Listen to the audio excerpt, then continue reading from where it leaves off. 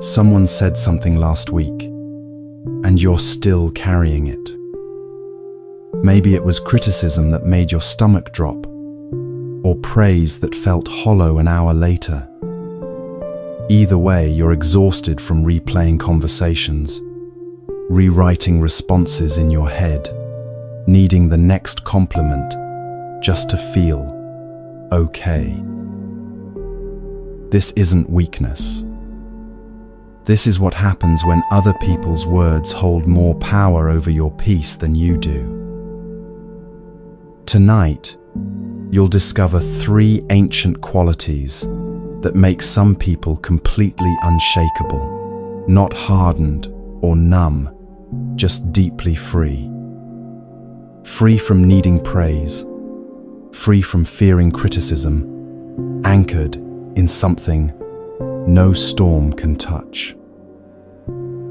The Buddha taught that suffering comes from clinging to what we want and pushing away what we fear. When we cling to praise and fear criticism, we're trapped in this ancient pattern. But there's another way, a way that's been working for 25 centuries. Through real examples from everyday life and authentic Buddhist wisdom, you'll learn exactly how these 3 qualities work and how to cultivate them in your own life, starting tonight. Before we begin, make yourself comfortable. Adjust your pillow, pull a blanket close if you'd like. Let your body find its most restful position. If it feels right, share where you're listening from in the comments. We're all here together tonight. Take one breath with me now. And as you exhale, know that for the next 3 hours, you don't need to be anyone other than exactly who you are. Let's begin.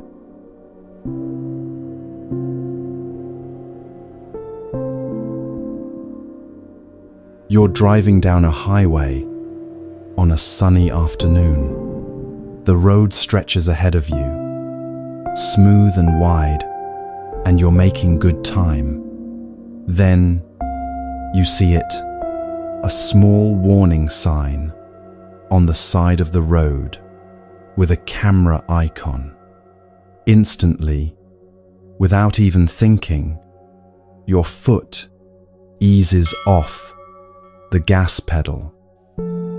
You glance at your speedometer. Everyone around you does the same thing at the exact same moment. The whole highway slows down in perfect synchronization, like a flock of birds turning together in the sky. And then, a kilometer later, once the radar is safely behind you, everyone speeds up again. This tiny moment tells us something important about how we make choices. Why did you slow down? What made everyone around you do the exact same thing? And more importantly, what happens when there's no camera watching? Let's look at 5 different reasons people choose to do the right thing, to be kind, to follow the rules. Understanding these reasons will help you see why other people's words, their criticism, their praise, have so much power over your peace right now. The first reason is simple. Nobody wants to get in trouble with the law. Nobody wants to pay a fine. Nobody wants to deal with police or courts. So, you slow down when you see that speed camera. You pay your taxes because the penalties are steep. You follow traffic laws because getting pulled over is inconvenient and expensive. This works, but only when someone's watching. When the threat is visible, take away the camera and the behavior changes. The second reason is what other people think. You might do something that won't land you in jail, but it could cost you socially. Your friends might stop calling. Your family might give you that look at dinner. You might not get invited to the next gathering. You've felt this one. That moment at a family dinner when you bite back what you really want to say because you know the cost. That careful editing of your social media posts because you're aware who's watching. That fake smile when someone tells a joke you don't find funny, but everyone else is laughing. You're performing, constantly aware of your audience, exhausted from managing your image. These first two reasons, fear of punishment and fear of judgment, keep society running smoothly. But they don't come from inside you. They're external forces, and they only work when someone's watching. Now we come to the third reason, and something shifts here. This one is about self-respect. It's that moment when you think, I won't do this because it's beneath me. I have principles. Maybe no one will ever know. Maybe you could get away with it completely, but you would know. And you have to live with yourself. This is when you keep your promise, even though breaking it would be easier and no one would find out. When the cashier gives you too much change and you give it back, not because someone's watching, but because you've decided who you want to be. When you tell the truth, even though a small lie would solve everything. You're not checking for cameras anymore. You're checking in with yourself. The fourth reason is compassion, genuine care for others. You don't want to hurt people, not because you're afraid of consequences, but because you know what pain feels like. Maybe you've been on the receiving end of harsh words, so you're careful with your speech now. Maybe you've felt the sting of betrayal, so you're trustworthy, not because it benefits you, but because you can't bear to create that pain for someone else. Maybe you've known loneliness, so you naturally reach out to include others without thinking about what you'll gain. This isn't duty anymore. This is love. The fifth reason is understanding how life actually works. In Buddhism, this is called karma, not punishment from the universe, but simple cause and effect. When you see clearly how your actions shape your life, harmful choices stop making sense. It's like understanding that if you plant thorns, you'll harvest thorns. This isn't about believing in rebirth or cosmic justice. It's much simpler than that. When you speak harshly to someone, that harshness doesn't just affect them, it lives in you. It trains your mind. It becomes part of how you move through the world. When you act with generosity, you're not just helping someone else. You're cultivating abundance in your own heart first. When you practice patience, you're building your own capacity for peace. Now here's what matters for tonight, for understanding why words have so much power over you. Those first two reasons, legal trouble and social judgment, only work when there's an audience. They're like that speed camera, present and powerful when visible, gone the moment you're out of sight. If you're still living primarily from these two reasons, then other people's opinions, control your entire sense of self. You need their approval to feel okay. You fear their criticism, like you fear that ticket in the mail. Think about what this means in real life. If you're checking for cameras before deciding how to act, you're living in a kind of prison. Maybe a comfortable prison, but still, your behavior changes based on who's in the room. You're constantly adjusting, performing, calculating. That's why you're so tired. That's why someone's criticism can ruin your whole week. That's why praise feels good for 5 minutes, and then you're hungry for more. You're trying to get your sense of worth from people who might not even remember what they said to you tomorrow. But the last 3 reasons, self-respect, compassion, and understanding, these work even when you're completely alone. They work at 3 in the morning when no one's watching.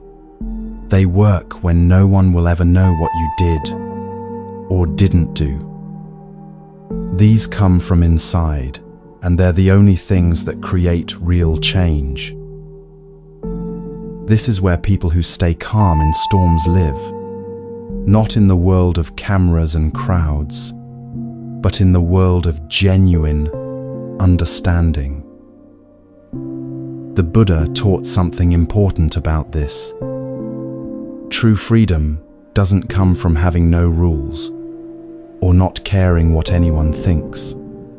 It comes from wisdom. When your choices flow from understanding rather than fear, you're no longer controlled by circumstances. You carry something steady inside you that doesn't need external validation to exist. Let me give you a concrete example of how this plays out. Imagine someone criticizes your work in a meeting. If you're living from those first 2 reasons, fear of trouble and fear of judgment, this criticism hits like a physical blow. Your heart races. Your face gets hot. You replay the moment for days. You can't sleep because you're composing better responses in your head. Why? Because your entire sense of safety depends on what that person thinks. Their opinion is the camera, and you just got caught speeding. But if you've cultivated those last 3 qualities, if you have genuine self-respect, if you care about doing good work from compassion, if you understand how your actions create results, then that same criticism lands differently. You can pause and ask, is this feedback useful? Does it show me something I need to improve? If yes, you take it in with gratitude.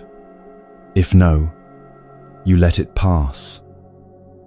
Either way, it doesn't destroy you because your sense of worth isn't sitting in that person's hands. Or imagine someone praises you lavishly.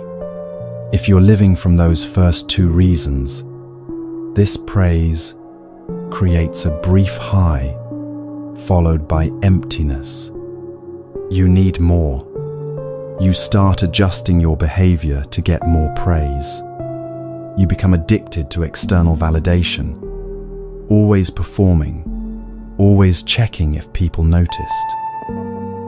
But if you've built that internal foundation, you can receive praise with simple gratitude. Thank you, that's kind of you to say. It doesn't inflate you because you're not empty inside, desperately needing someone to tell you you're okay. And when the praise fades, which it always does, you don't crash because your peace doesn't depend on it. This is the first quality we're discovering tonight. This internal stability that doesn't depend on who's watching or what they're saying. Right now, as you're listening, try something with me. Think about a choice you made in the last few days. Anything. How you spoke to someone, whether you kept a commitment, how you handled a difficult moment. Don't judge the choice. Just notice. Which reason guided you? Were you worried about getting caught? Were you concerned about what people would think? Or did it come from somewhere deeper, from your own sense of integrity, from genuine care, from understanding? Most of us, if we're honest, will find we're still checking for cameras a lot of the time. That's okay. That's not something to feel ashamed about. It's just information. You're becoming aware, and awareness is always the first step. The path we're walking tonight is about strengthening those inner qualities until they become stronger than any external pressure.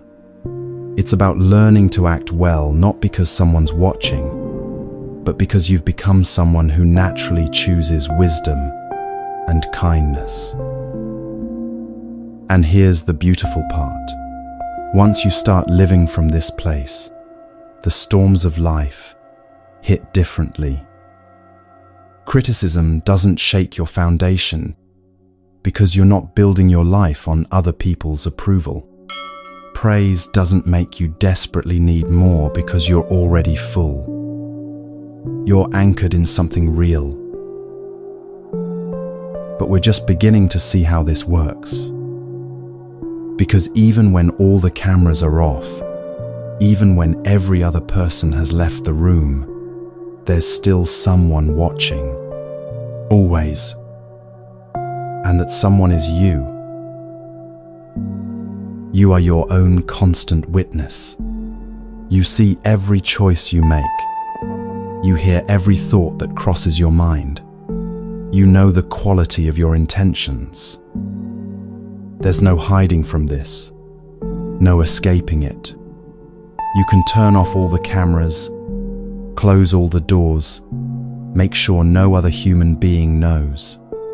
But you will always know. And this is actually good news. Because if you're your own constant witness, you can also become your own wise guide. You can develop that internal voice that doesn't punish or shame, but gently steers you toward what's true and beneficial. This is what the ancient teachings point to when they talk about mindfulness, not as a stress reduction technique, but as continuous awareness of your own heart. Knowing when you're acting from fear or from love, from wisdom or from confusion. And this knowing itself becomes the teacher. When you've built this internal anchor, it becomes crucial when storms arrive. And storms will arrive. That's just part of being human. People will criticize you. People will praise you. Plans will fall apart. Circumstances will shift. And in those moments, if you've strengthened these inner qualities, self-respect, compassion, understanding, you'll have something to hold on to that the storm can't take away. Tonight, as you move through your evening, just notice which voice is guiding you. When you speak to someone, when you make a choice, which reason is operating? The one that checks for cameras? The one that worries about judgment? Or the one that comes from deeper wisdom? Just notice. That's all. No need to force yourself to change anything. Just bring gentle awareness to this question and let that awareness itself begin the work. But what happens when the storm actually hits? What happens when criticism arrives and punches you in the gut? Or when praise creates that desperate need for more? How do these inequalities actually help you stay steady? That's where we're going next.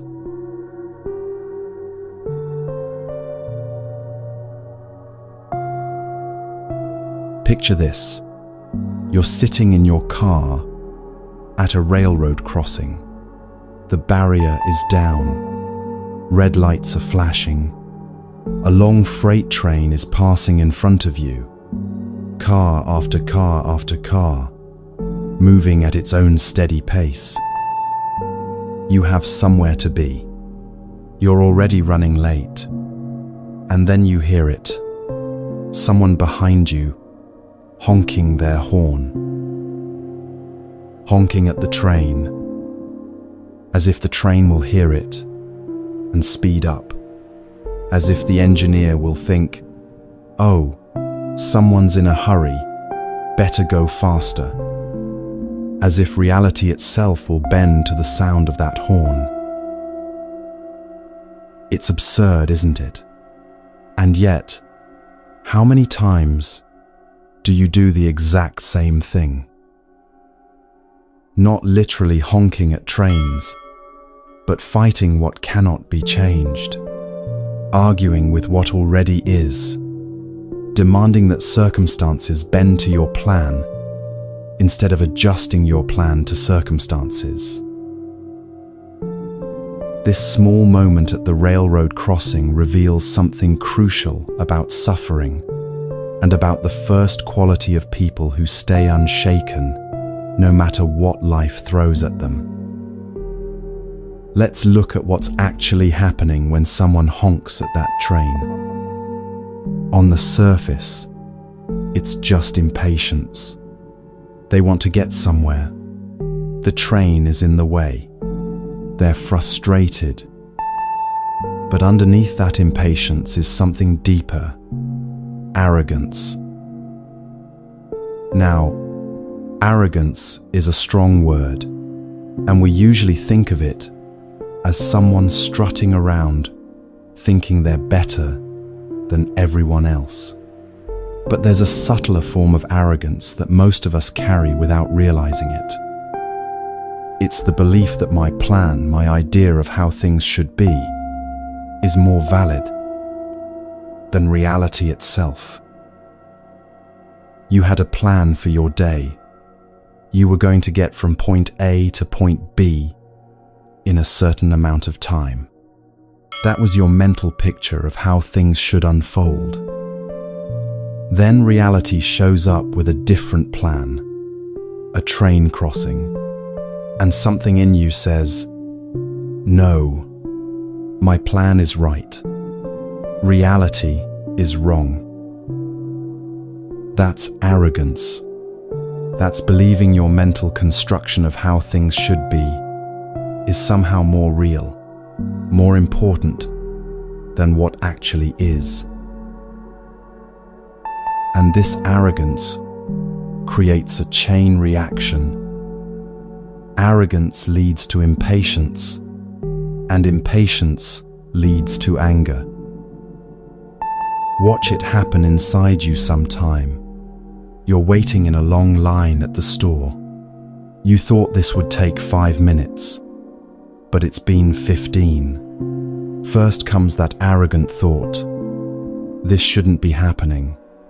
Then comes impatience, that tight feeling in your chest, that urge to make this go faster. And then comes anger at the slow cashier, at the person ahead of you, at the store. But notice, all of this suffering started with that first arrogant belief that reality should match your plan. The train doesn't care about your schedule. The line moves at the pace it moves. Traffic is what it is. Your flight gets delayed. The weather changes your outdoor plans. Someone doesn't text back as quickly as you expected. And each time, you have a choice. Accept what is, or honk at the train. In the Buddhist teachings, there's a powerful image about the nature of noble beings, people who have cultivated deep inner stability. It says they're like gold that's been cut and burned, but still shines. The gold doesn't lose its nature no matter what happens to it. You can hammer it, heat it, bury it in the ground for 1,000 years. When you dig it up, it's still gold. This is the first quality we're discovering tonight. This unshakable nature that doesn't depend on circumstances. Most of us aren't like gold yet. We're more like ice sculptures on a sunny day. Beautiful, but completely dependent on conditions staying exactly as we need them to be. When the temperature changes, when reality doesn't cooperate, we melt. But gold doesn't need perfect conditions. It remains itself, no matter what. And the people who have cultivated this quality don't fall apart when plans change, when criticism comes, when praise doesn't arrive. They remain steady, not because nothing difficult happens to them, but because they've learned to stop fighting reality. Here's what this looks like in everyday life. Someone with this quality sits in traffic without rage because they're not arguing with the fact that there's traffic. Traffic exists. Right now, in this moment, traffic is real. Getting angry doesn't change it. It just adds suffering on top of inconvenience. So they adjust. Maybe they call ahead and say they'll be late. Maybe they listen to something interesting. Maybe they just breathe and exist in the car without fighting what is. Someone with this quality receives criticism without crumbling because they're not insisting that everyone should only see their best qualities. The criticism exists. It's real. Now what? Is there truth in it worth considering? If yes, they take it in. If no, they let it pass.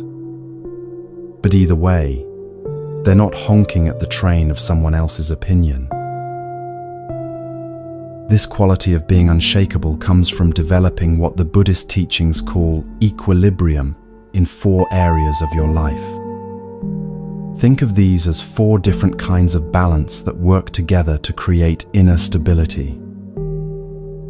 The first is attentional equilibrium, the ability to direct your attention where you want it to go, rather than being pulled around by every passing thought or distraction.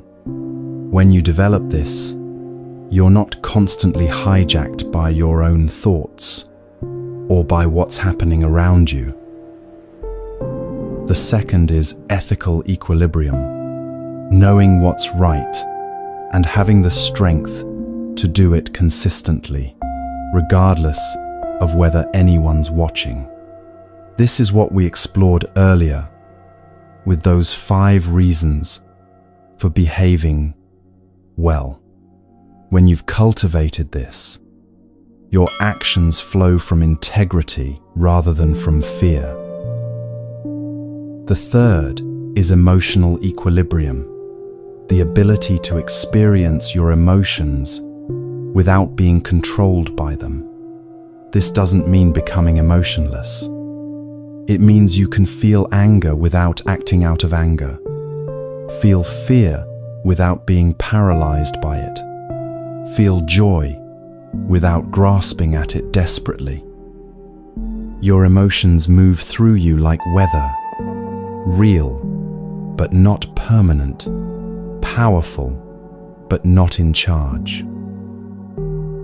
The fourth is cognitive equilibrium, seeing reality clearly without the distortion of your own fears, desires, and fixed beliefs about how things should be. This is the antidote to that arrogance we talked about earlier.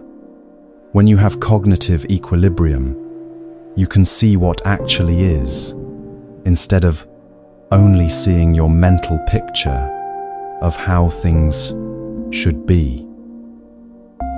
These four equilibriums work together to create that gold-like quality, that ability to remain yourself, to stay grounded in what's true, no matter what circumstances you're facing.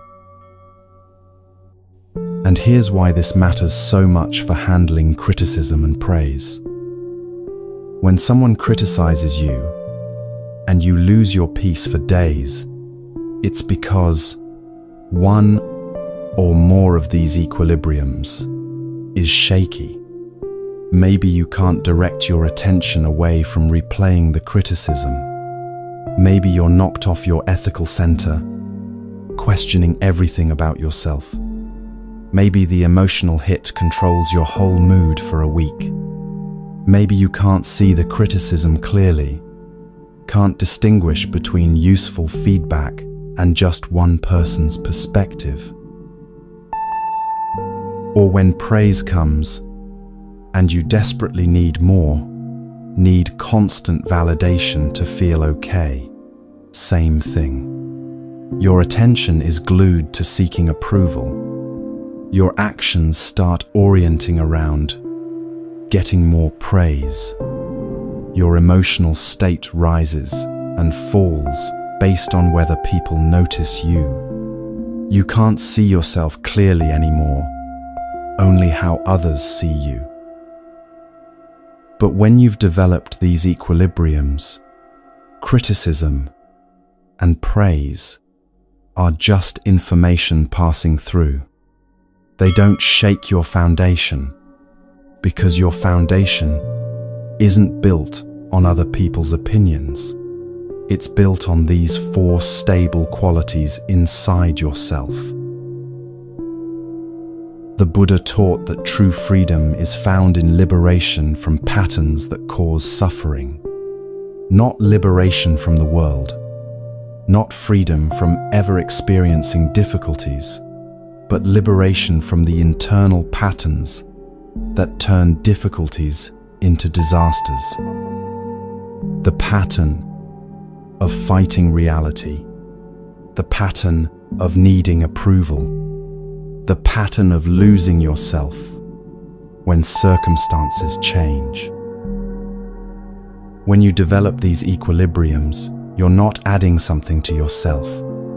You're removing the obstacles that keep you from being like gold, already valuable, already whole, already unshakable in your true nature. Think about the last time you really lost your peace. Maybe it was this week, maybe yesterday. Can you find the moment when you started honking at the train? The moment when you decided reality should be different than it is. Maybe someone should have responded differently. Maybe the weather should have cooperated. Maybe your body should feel different than it does. Maybe you should be further along in life than you are. That's the moment. That's when arrogance slipped in. Not the arrogance of thinking you're better than others, but the arrogance of thinking your plan is more real than reality. And from there came impatience, this restless, uncomfortable feeling that things aren't moving fast enough. And from there came anger, or anxiety, or despair, all those painful emotions that grow from fighting what is.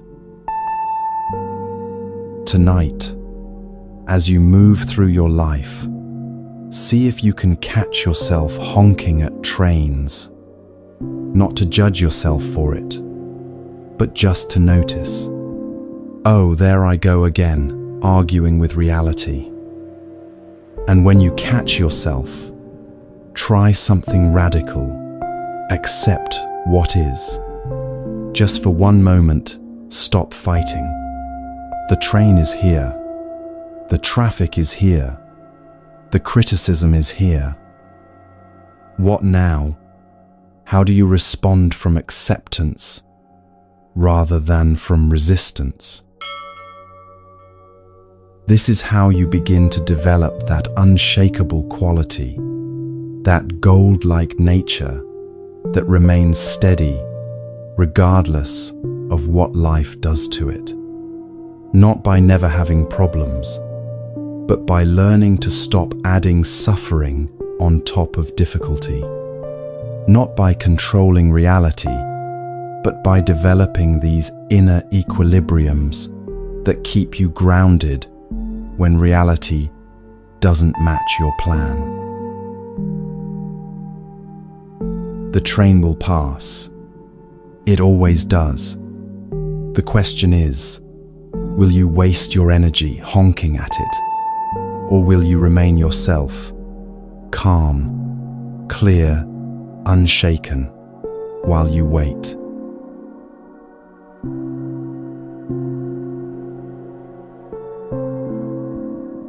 There's a story about Andrei Segovia, one of the greatest classical guitarists who ever lived.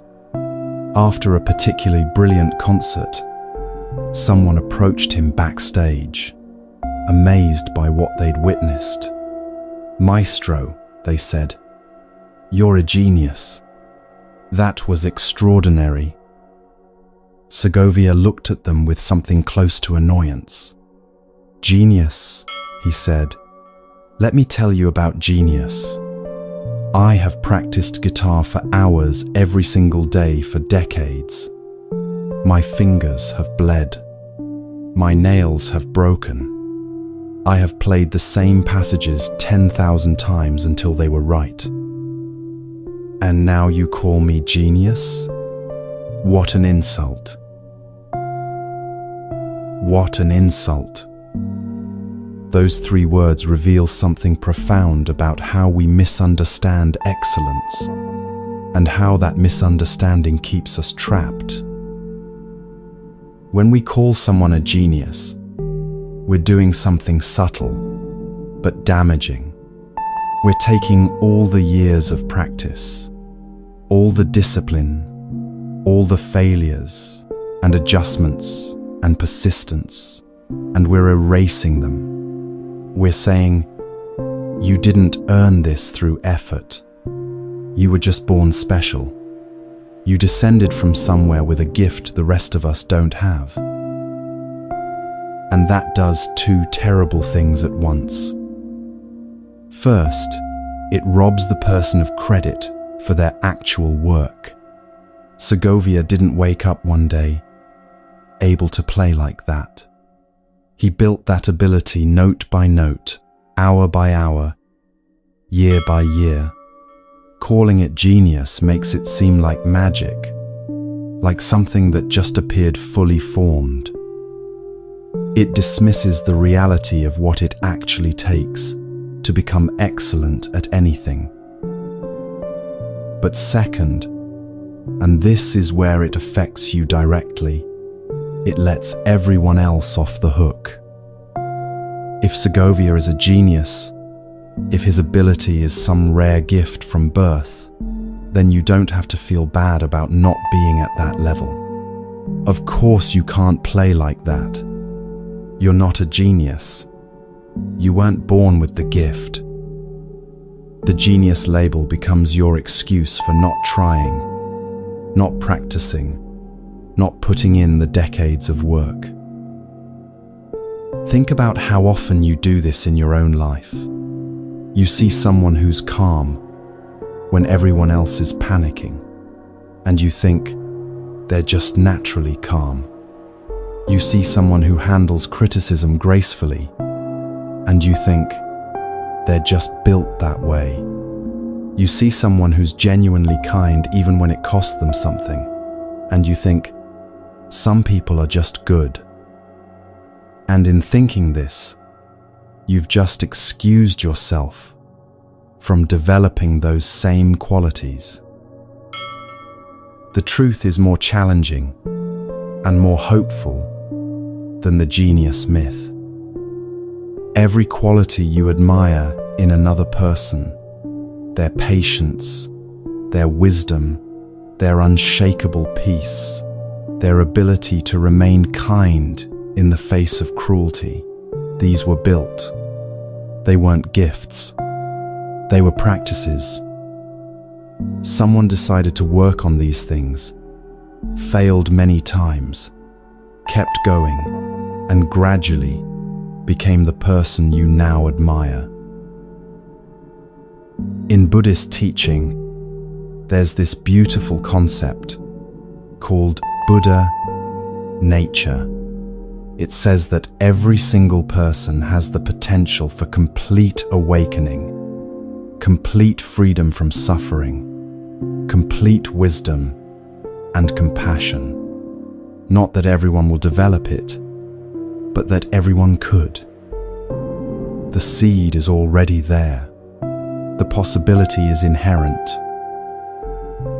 You already have everything you need to become unshakable in the face of criticism and praise. You already have the capacity for that gold-like quality we talked about earlier, remaining yourself regardless of circumstances. You already have Buddha nature. What you might not have yet is the willingness to practice. Because here's what separates the people who stay calm in storms from the people who get tossed around. It's not that they were born different. It's that they practiced being calm. They practiced not taking things personally. They practiced returning to their center after being knocked off balance. They did this over and over, year after year, until it became natural. Some people are just brave enough to start that practice. That's the only difference. Not smarter, not more talented, not blessed with special genes, just brave enough to say, I'm going to work on this. I'm going to notice when criticism knocks me down and practice getting back up. I'm going to notice when praise makes me desperate for more and practice letting it pass through. I'm going to practice these 4 equilibriums we talked about until they become as natural as breathing. And you can start from exactly where you are right now. Maybe right now, criticism destroys you for days. That's fine.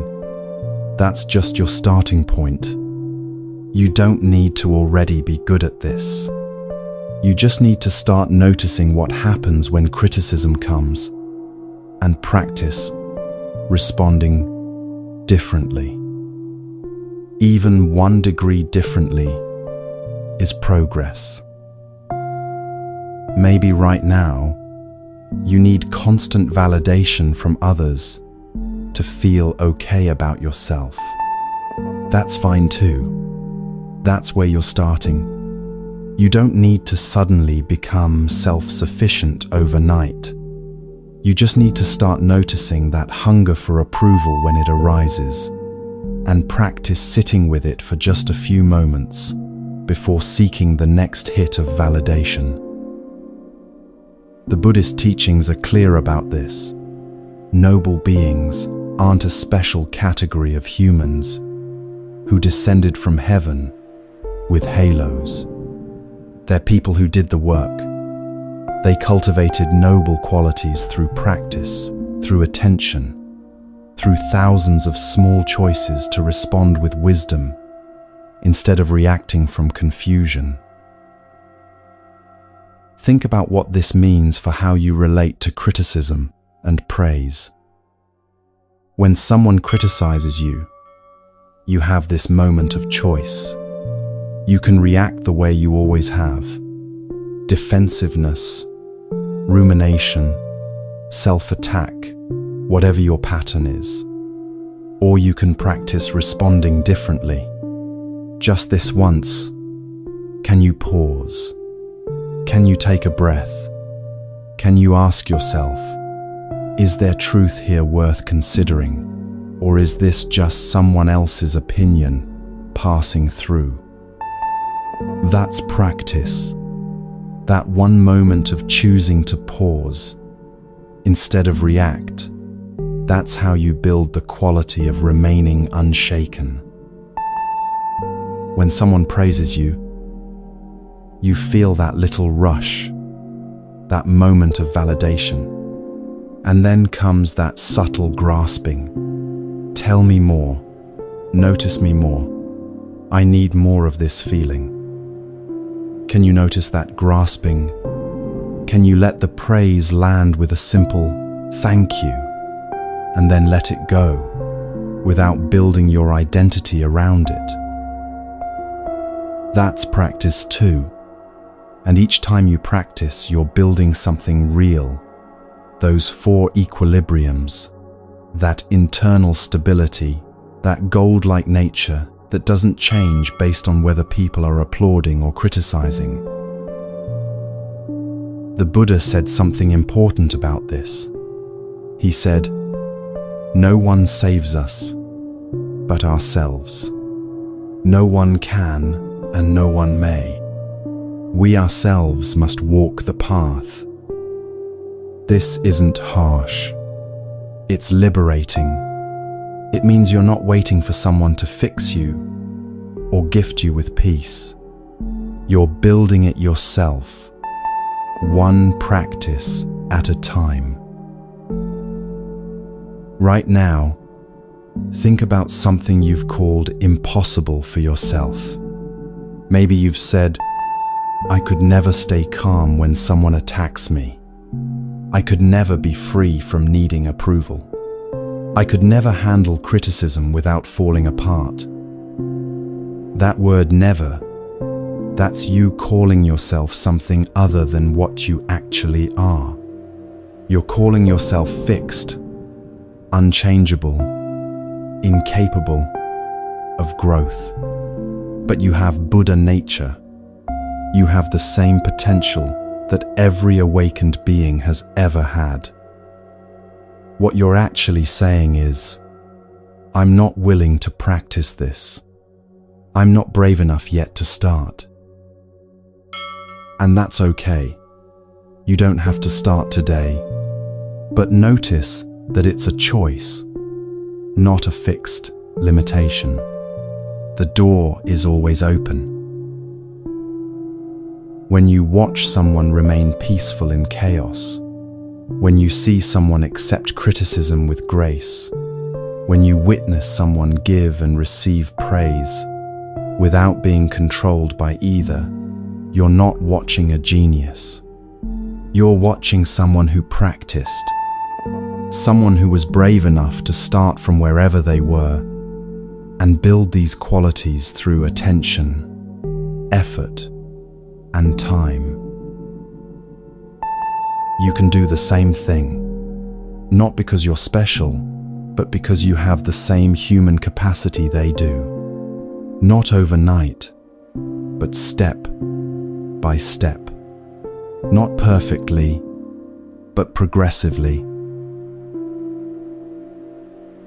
Now let's look at how this actually works, how you take that potential and turn it into something real in your daily life. We've discovered something important together tonight. We've seen that you have the capacity for becoming unshakable, for developing that gold-like quality that remains steady regardless of circumstances. We've seen that this isn't about being born special, it's about being willing to practice. But how does that internal stability actually grow?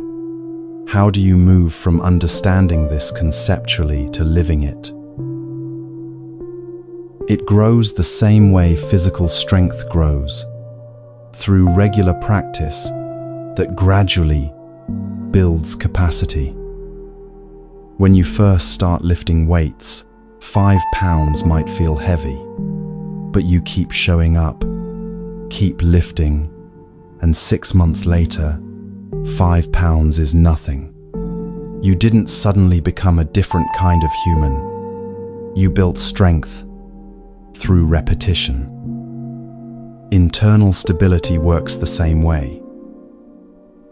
Each time someone criticizes you, and you practice pausing instead of immediately reacting, you're building attentional equilibrium, the ability to direct your attention deliberately rather than being hijacked by emotion. It might only last for 3 seconds at first. That's fine. Next time, maybe it's 5 seconds. You're building capacity. Each time you notice that desperate craving for more praise, and you practice sitting with it, instead of immediately seeking the next validation, you're building emotional equilibrium, the ability to feel emotions without being controlled by them. The craving doesn't disappear immediately, but you're learning you can experience it without acting on it. Each time you catch yourself fighting reality, honking at the train, arguing with what is, and you practice acceptance instead, you're building cognitive equilibrium. You're training your mind to see clearly, rather than through the filter of how things should be. This is how internal stability grows, not through dramatic transformation, but through thousands of small moments where you choose practice over pattern. And here's why this matters so much right now, in this particular moment in history. The storms are relentless. You're not imagining that. The pace of life has accelerated. The demands on your attention are constant. Social media means criticism and praise are continuous and public. You can be attacked or celebrated by strangers at any moment. Work demands immediate responses. Relationships require constant maintenance. The news cycle never stops.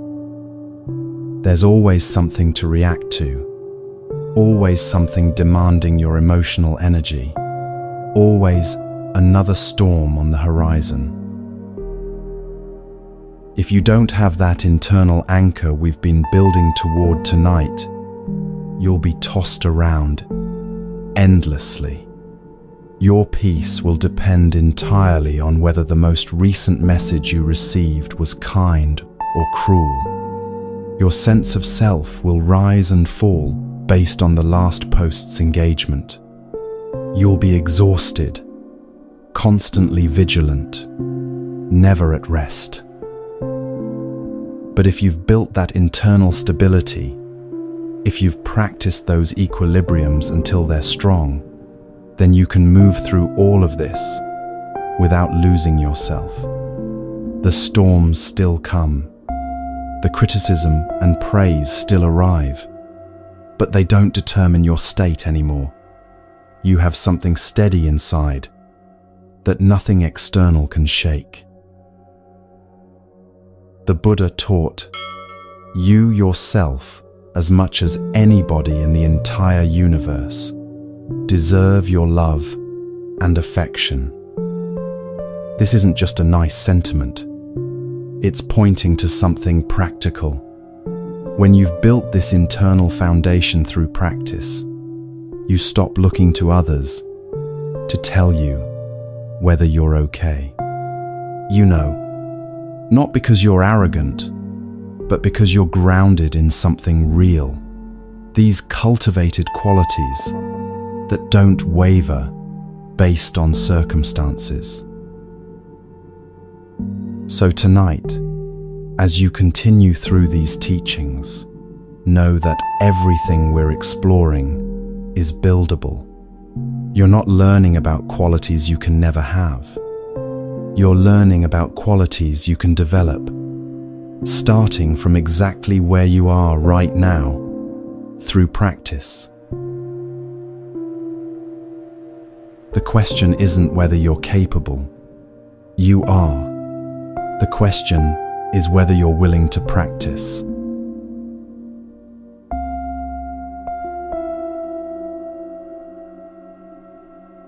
There's an ancient Buddhist verse that goes like this: "When beings who are rough and coarse become angry with noble ones, how could those noble ones become angry in return? Though the jackal barks with arrogance, the king of beasts responds only with compassion."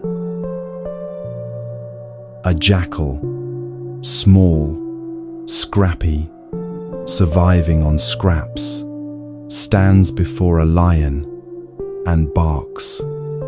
Barks loud, barks aggressively, tries to appear threatening. The lion could destroy this jackal in seconds. The lion has claws, has strength, has every physical advantage. But the lion doesn't attack, doesn't even growl back, just watches with something that looks like understanding, maybe even kindness, and walks away. Why? Because the lion understands something the jackal doesn't. This barking isn't really about the lion at all. This is the second quality we're discovering tonight: the ability to not retaliate when someone attacks you, criticizes you, tries to diminish you.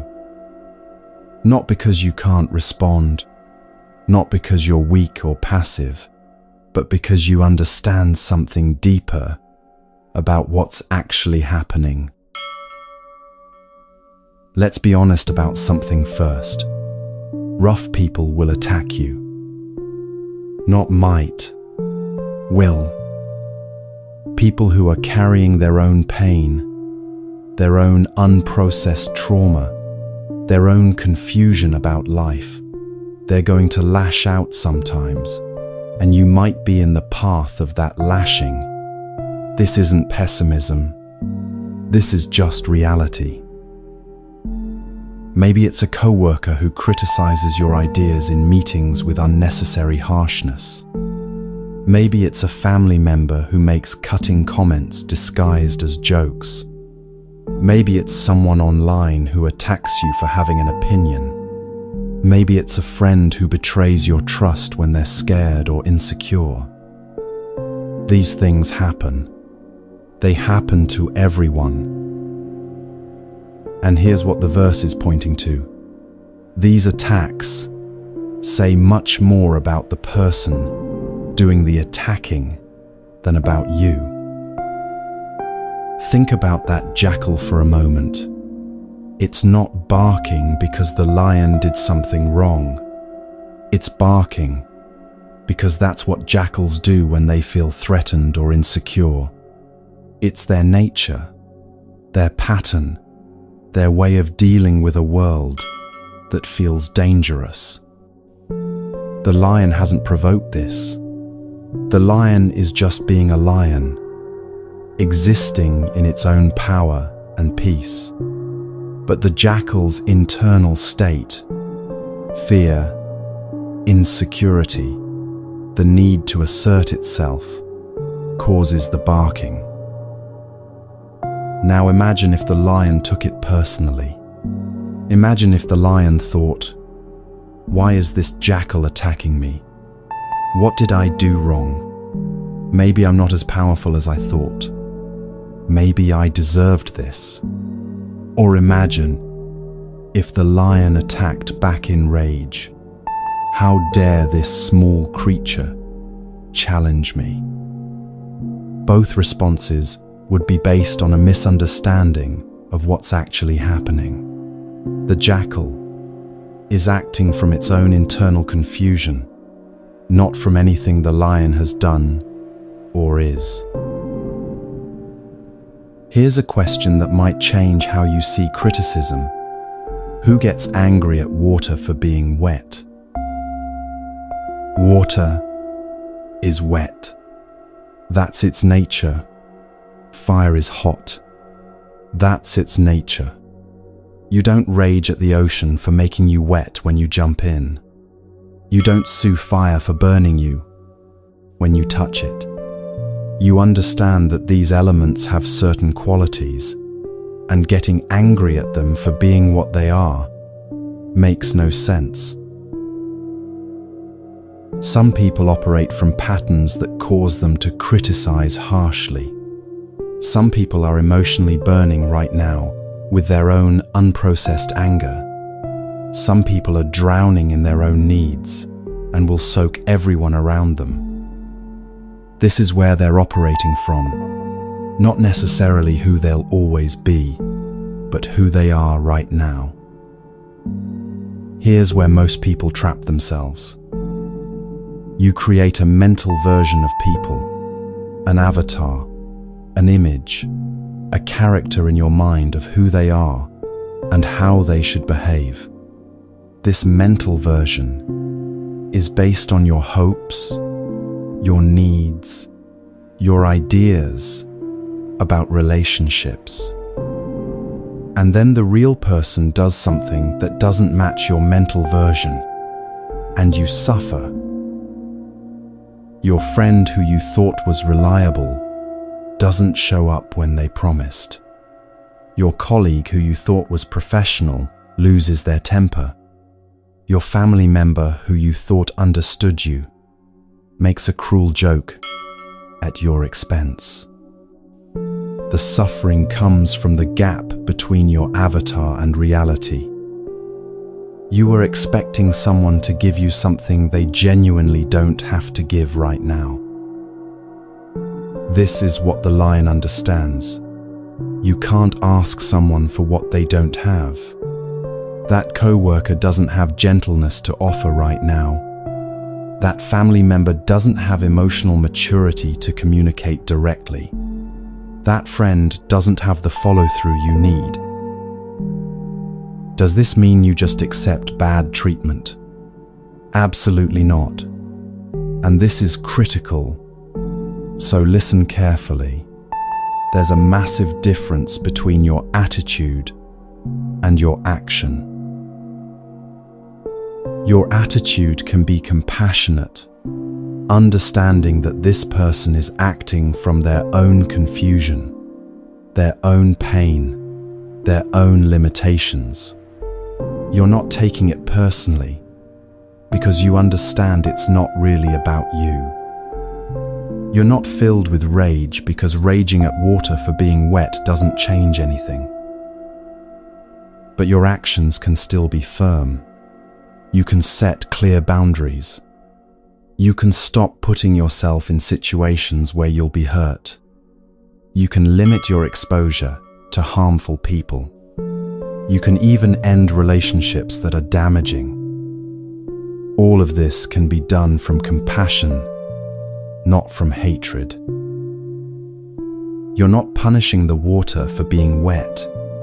You're just choosing not to jump in anymore. You're not attacking the fire for being hot. You're just keeping your distance. The Buddha taught something important about this.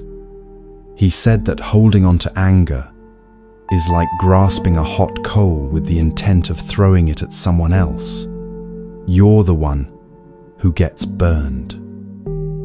When someone treats you badly and you respond with rage, with revenge, with the need to attack back, you're not hurting them as much as you're hurting yourself.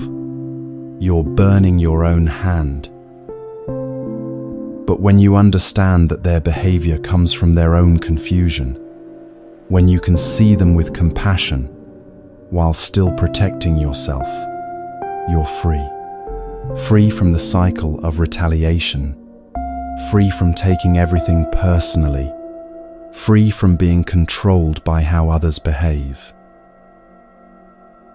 This is what it means to respond like the lion, not like another jackal. When someone criticizes you harshly, you can see that they're operating from their own pain. You can choose whether this criticism has any truth worth considering.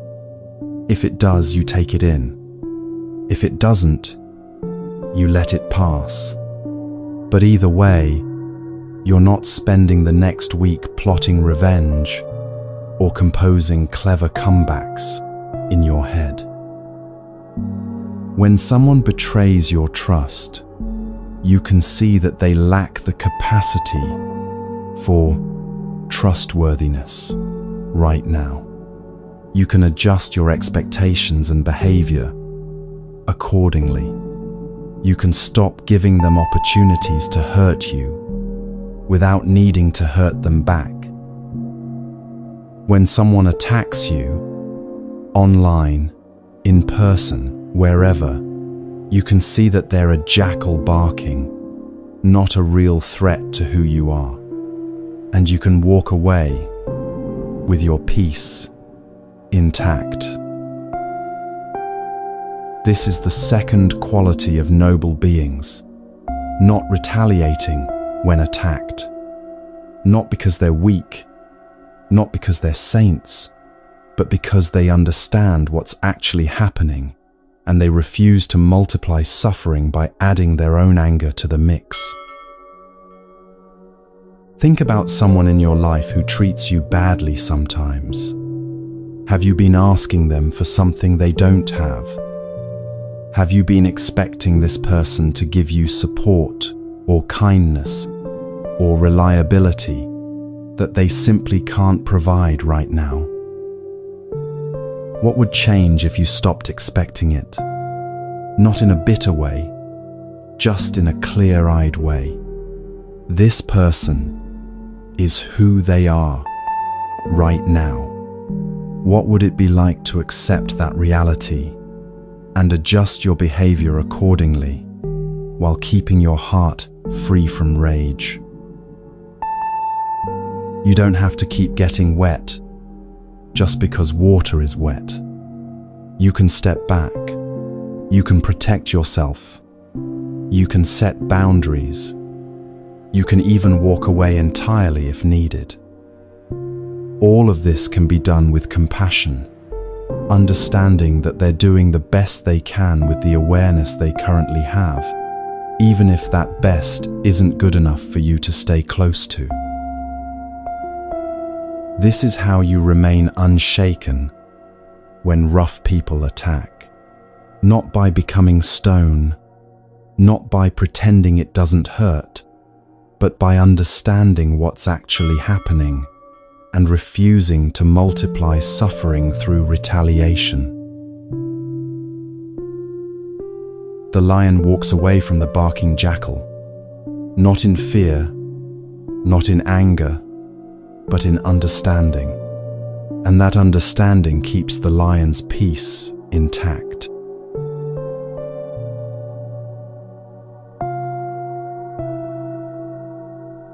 You mentioned to someone at dinner that you're vegetarian.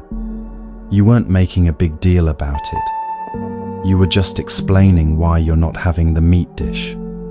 And immediately, someone at the table perks up with concern. But where do you get your protein? Aren't you vitamin deficient? I read that vegetarians have serious health problems. They're suddenly very interested in your nutrition, very worried about your well-being, asking questions with an edge of skepticism or even hostility.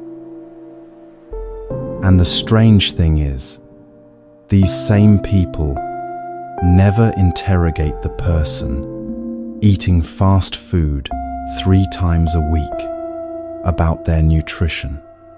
They're not concerned about vitamin deficiency when someone's diet consists mainly of processed snacks and soda. They save all their scrutiny for the person who's actually trying to be more conscious about what they eat. Why?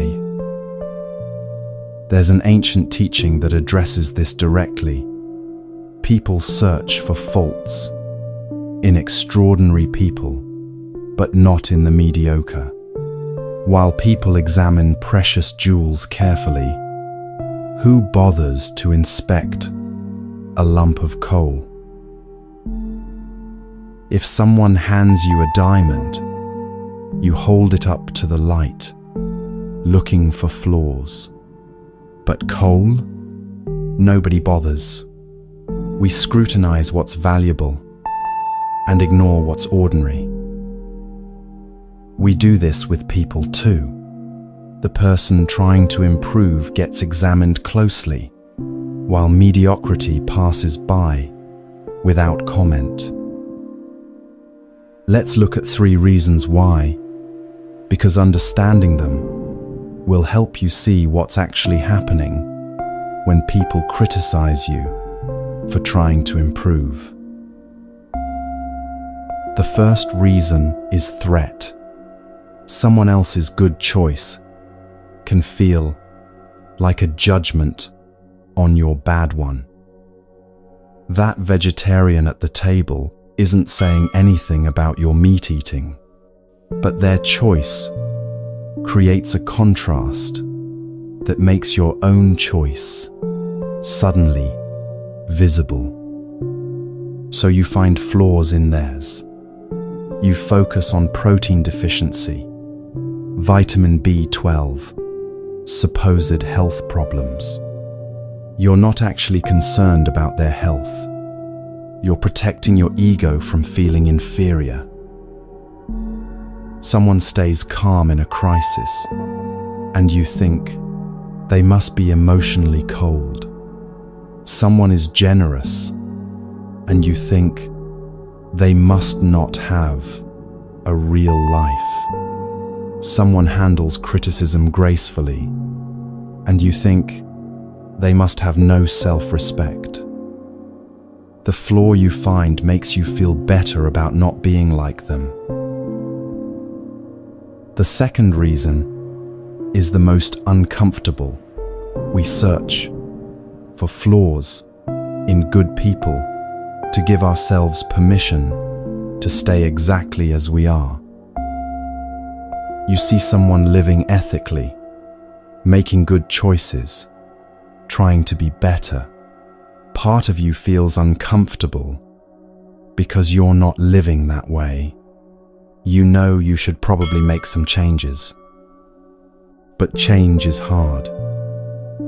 So you search for their flaws, and when you find one, you feel relieved. See, even they mess up. Even they aren't as good as they pretend. So I don't need to feel bad about my choices. I don't need to change. Their flaw gives you permission to keep your own flaws without guilt. This is why people get almost gleeful when someone ethical makes a mistake. It's not just Schadenfreude, it's permission. Their imperfection means you don't have to be perfect either. The friend who always seems to have their life together makes one bad decision, and you feel oddly satisfied. The co-worker who's usually professional loses their temper once, and part of you thinks, finally, not so perfect after all. The person who talks about mindfulness gets stressed and snaps at someone, and you think, I knew it was fake. You're collecting evidence that nobody's really good, so you don't have to try to be good either. The third reason is what happens when we label someone as good. We hold them to impossible standards. Imagine someone wearing pristine white clothing. One tiny drop of coffee on their shoulder stands out dramatically, but someone in already stained work clothes, you could spill an entire cup and it would barely show. The smallest mistake from a good person becomes enormous. But someone who's never claimed to be good can make huge mistakes, and nobody blinks. This is why the usually reliable friend gets harsh criticism when they're late once, while the always late friend gets a pass. This is why you might face more scrutiny for trying to improve than you did when you weren't trying at all. Now here's what this means for you. The more you develop inner stability, the more scrutiny you'll face. People will look for your flaws. They'll test your patience to see if it's real. They'll watch for when you slip and point it out with satisfaction. Not everyone will do this, but some will, and understanding why helps you not take it personally. They're not really looking at you. They're looking at the contrast between who you're becoming and who they're staying. They're searching for the flaw that gives them permission to stay comfortable with their own choices. There's a poison in communities that the Buddha warned about: gossip about other people's faults. This poison spreads easily because it feels good. It makes us feel superior. It bonds us with others who are also criticizing. It distracts us from looking at our own issues. But it destroys communities. It creates an atmosphere where nobody feels safe to grow or change because they know they'll be scrutinized for it. It keeps everyone trapped at the lowest level because standing out invites attack. The Buddha taught that it's easy to see others' faults. We throw them up in the air, like chaff in the wind, making them visible to everyone. But our own faults, those we hide carefully. When you find yourself examining someone else's choices, searching for flaws in their goodness, pause and ask, what am I avoiding looking at in myself? What permission am I trying to give myself by finding their imperfections? And when others do this to you, when they scrutinize your choices, search for flaws in what you're trying to do, remember what's actually happening. It's not about you. It's about their need for permission to stay as they are. Think about when you've criticized someone for trying to be better. Someone at work taking initiative and you thinking they're showing off. Someone posting about their progress and you rolling your eyes. Someone making a healthy choice and you finding reasons why it's not really that healthy. Were you looking for the flaw that would give you permission to stay exactly as you are? And think about when you've held back from doing something good because you knew people would scrutinize it. You knew that being ordinary is safer than standing out. What would it be like to do the good thing anyway? To become someone worth examining, even knowing people will look for flaws? This is part of becoming unshakable, being willing to be scrutinized and remaining steady anyway. Not because you're perfect, but because you understand what's happening and refuse to let others' need to find flaws pull you back down. Now let's look at why criticism can feel so crushing. When someone criticizes you, what do you actually hear? Not the words they say, but what you hear inside your own head. Most of the time, you hear identity, not action. You hear, you are, instead of, you did. Someone says, "That report was sloppy." You hear, "You are sloppy." Someone says, "You made a mistake." You hear, "You are a mistake." Someone says, "That wasn't your best work." You hear, "You are not good enough." The criticism was about an action, a specific thing you did in one moment, but you heard it as a judgment about your identity, about who you are permanently. This shift from action to identity is why criticism feels so crushing. If someone's critique is about what you did, you can change it next time. You can learn and improve. But if you've translated it into identity, if "that was sloppy" becomes "you are sloppy," then there's no way out. You're trapped. The criticism becomes permanent instead of temporary feedback. And here's what makes this complicated. We do this shift ourselves. The other person might be giving reasonable feedback about a specific action, but we translate it into identity the moment we hear it. Then we suffer from that translation, not from what they actually said. This happens because of how empty or full you are inside. If you're empty, if you don't have a solid sense of who you are, if your self-worth is shaky, if you're constantly looking to others to tell you if you're okay, then other people's words fill you up completely. One criticism, and you're full of shame. One piece of praise, and you're full of pride. But it drains out quickly, because there's nothing solid inside.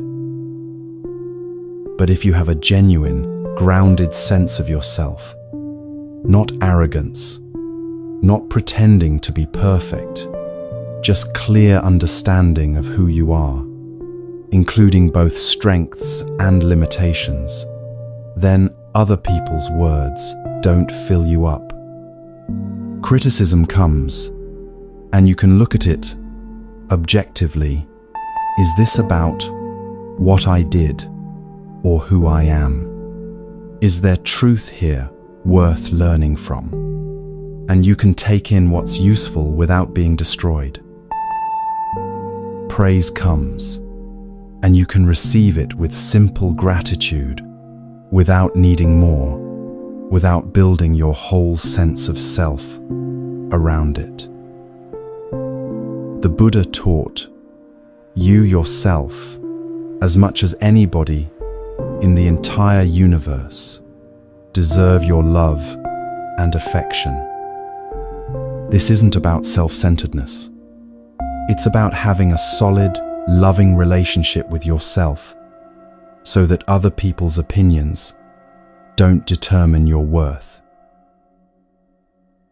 When criticism comes, and it will, try this. Ask yourself, am I hearing identity or action? Am I hearing you are or you did? Can I separate what I did in a specific moment from who I am as a person? This one shift, keeping action and identity separate, might be the most important thing you learn tonight. Because when you know who you are, when you have genuine self-knowledge and self-compassion, other people's words about what you did can't touch who you are. They can only touch who you are if you let them. If you translate their words from action to identity, if you take temporary feedback and turn it into permanent judgment. But you don't have to do that translation anymore. You can hear what was actually said Consider whether it's useful and let it stop there, at the level of action, not identity. It's Monday morning. You open your email and there it is. A message from your manager, a colleague, maybe a client. Just a few lines. But those lines say something critical about your work, about your judgment, about a decision you made. Your stomach drops. Your heart speeds up. You read it again, hoping you misunderstood. But no, it says what you thought it said. And just like that, your whole week changes. You can't focus on anything else. You read the email 10 more times, analyzing every word. You compose responses in your head, some defensive, some apologetic, some angry. You don't send any of them, but you can't stop writing them mentally. You replay the situation, seeing all the ways you could have done it differently. Tuesday comes and you're still thinking about it. Wednesday, and it's still there, a weight in your chest. By Friday, you've barely accomplished anything because this one email has consumed your mental energy. Or maybe it's the opposite. Maybe the email is praise. Your manager says your work was excellent, exactly what they needed. You feel amazing for about 2 hours. Then the feeling starts to fade.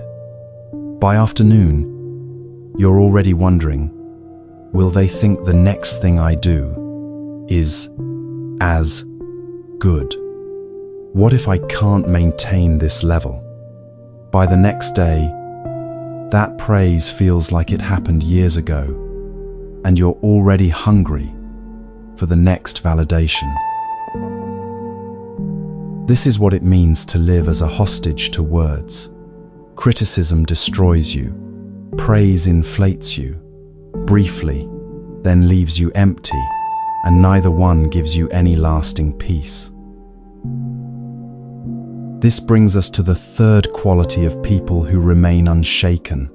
Praise doesn't seduce them, criticism doesn't crush them, and they stay rooted in something real, regardless of what others say. Let's look at why we get trapped in this cycle. In Buddhist teaching, there's something called the 8 worldly dharmas, 8 things that most people spend their entire lives chasing or avoiding. They come in 4 pairs. The first pair is praise and criticism. We desperately want praise and desperately fear criticism. We adjust our behavior, our words, our choices to maximize praise and minimize criticism. The second pair is gain and loss, acquiring things and losing things. Money, possessions, status, titles, achievements. We spend enormous energy trying to gain more and avoid losing what we have. The third pair is fame and obscurity, being noticed versus being ignored. Not fame in the celebrity sense necessarily, but being important, being recognized, being someone who matters in your workplace, your community, your social circle. The fourth pair is pleasure and pain, seeking what feels good and avoiding what feels bad. Not just physical pleasure and pain, but emotional comfort and discomfort. The pleasant conversation versus the difficult one, the easy path versus the challenging one. Now here's what makes these 8 things so powerful and so problematic. They work. Sort of.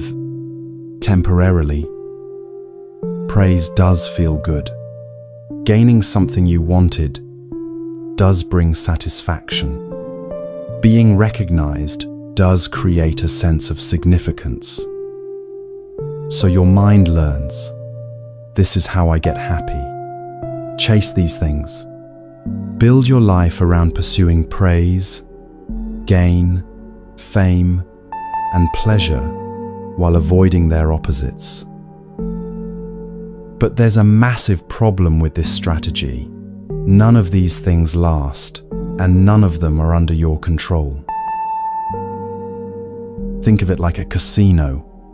You walk in, and sometimes you win. The praise comes. The promotion happens. People notice you. You feel good. That win feels amazing, so you think, this is working. But the house always wins in the long run. Eventually, criticism will come, loss will happen, you'll be overlooked, pain will arrive. And when it does, you crash. The problem isn't that these things exist. The problem is confusing them with genuine well-being. Pleasure is not the same as peace. Praise is not the same as self-worth. Gain is not the same as security. Fame is not the same as meaning. But we confuse them constantly because they give us a hit, a temporary spike of good feeling that we mistake for actual happiness. It's like eating candy and thinking you've had a nutritious meal. It tastes good, gives you quick energy, but doesn't actually nourish you. And when it wears off, you're hungrier than before. This is why that Monday morning email can ruin your whole week. You've built your sense of self on other people's opinions. When the opinion is positive, you feel solid, but only until the next opinion arrives. When the opinion is negative, everything crumbles because there's nothing underneath holding you up. The Buddha taught something crucial about this.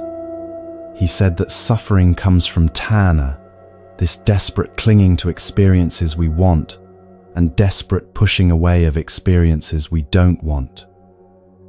We crave praise and push away criticism. We crave gain and push away loss. This constant craving and aversion creates endless suffering because we're trying to control what can't be controlled. But here's what's hopeful. You can build your life on something that doesn't move, that doesn't depend on whether Monday's email is praise or criticism. Remember those 4 equilibriums? Attentional, ethical, emotional, cognitive. These are what you root yourself in instead of the 8 worldly dharmas. When you can direct your attention, when you act from integrity, regardless of who's watching, when you can experience emotions without being controlled by them, when you see reality clearly, these qualities don't fluctuate based on what email arrives Monday morning. They're yours. They're stable. They're under your influence, even if not completely under your control. This is what it means to stay rooted in your practice rather than in results. Your practice, your daily choices to cultivate these equilibriums, to develop genuine self-knowledge, to act from integrity, this is the solid ground beneath your feet. Results fluctuate. Sometimes people praise you, sometimes they criticize you. but your practice continues regardless. When that email arrives Monday morning, whether it's criticism or praise, you can receive it without being destroyed or inflated by it, because your sense of who you are doesn't live in that email. It lives in the qualities you've been cultivating, the ability to pause, to see clearly, to respond rather than react, to stay grounded in what's real. The Buddha said, "Peace comes from within. Do not seek it without." This isn't poetry. It's practical instruction. Stop betting everything on the casino of praise and criticism, gain and loss. You can't win that game long term. Build something inside that doesn't require winning.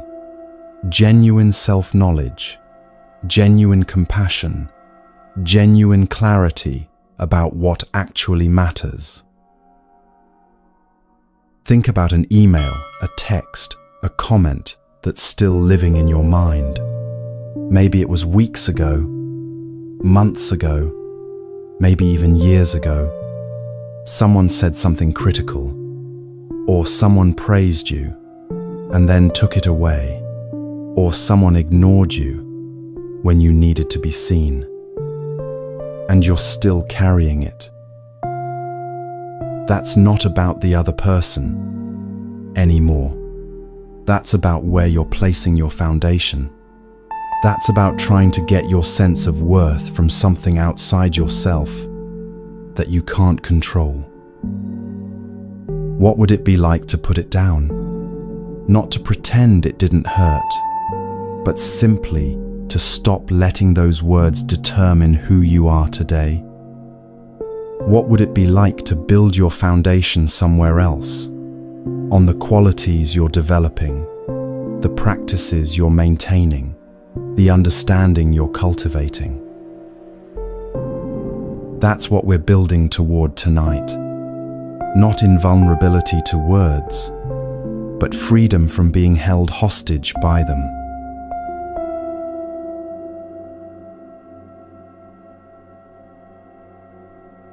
Picture someone dressed in pristine white clothing from head to toe. White shirt, white pants, white shoes, everything perfectly clean, bright, spotless. They're sitting at a cafe having coffee. One tiny drop, barely noticeable, maybe the size of a pencil eraser, falls on their shoulder. Everyone sees it immediately. That single brown spot on all that white stands out like a spotlight's on it. The person becomes acutely aware of it, self-conscious, maybe even embarrassed.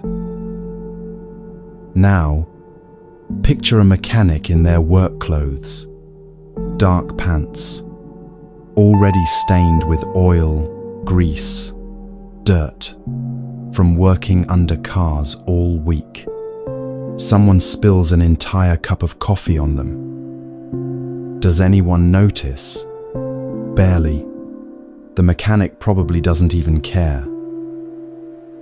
Same substance, coffee, but completely different impact based on what it lands on. We do this exact thing with people, and it creates a particular kind of suffering that most of us carry without realizing it. When you label someone as good, or when you get labeled this way yourself, you've just dressed them in white clothing. Now, every small mistake becomes enormous. The friend who's usually reliable is late once, and it feels like a betrayal. The colleague who's usually professional loses their temper once, and people are shocked. The person who talks about living mindfully gets stressed and snaps at someone, and others think, See, it was all fake. But the person who's never claimed to be good, they can make huge mistakes, and nobody's surprised. More stains don't change anything. This creates a strange trap. The better you try to be, the more exhausting it becomes, because the standard keeps rising.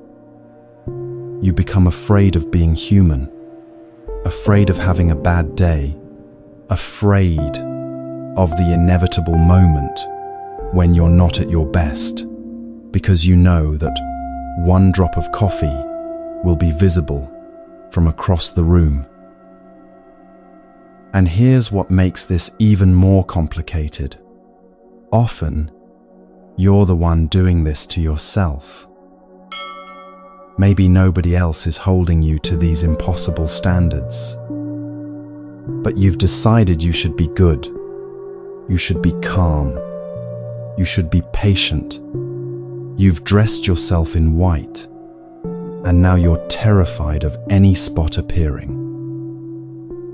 You handle criticism well 99 times, but the one time you get defensive, you're devastated with yourself. You stay calm through 99 stressful situations, but the one time you lose it, you think, I'm a fraud. I'm not actually calm. I've been pretending. You're judging yourself by the drop of coffee, not by the 99 times there was no drop. You're focusing on the spot and ignoring all the white that's still clean. This is exhausting. This is why people sometimes give up on trying to be better, not because being better is hard, but because the standard they're holding themselves to is inhuman. Nobody can be perfectly calm, perfectly patient, perfectly composed all the time. But we think we should be able to. And when we can't, we crash. And then there's what happens when others put you on a pedestal.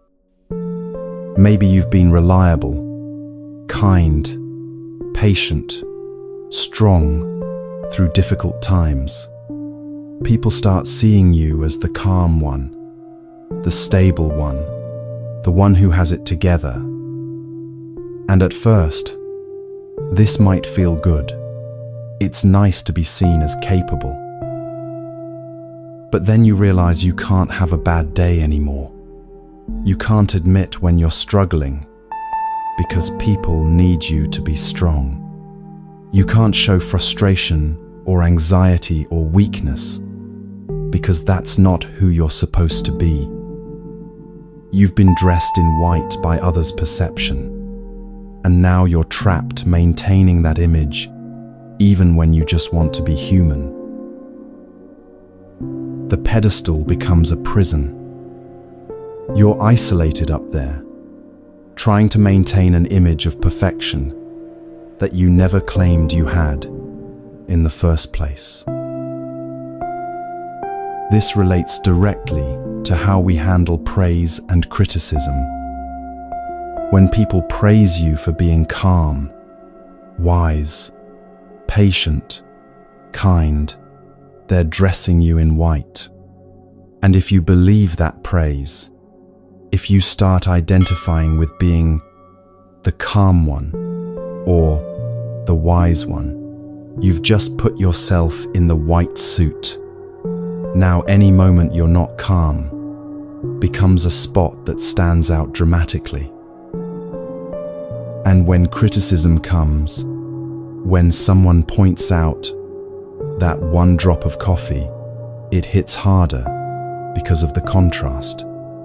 You're experiencing the gap between who you've been presented as and the human reality of who you actually are.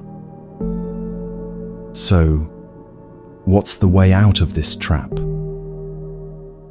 First, stop wearing white.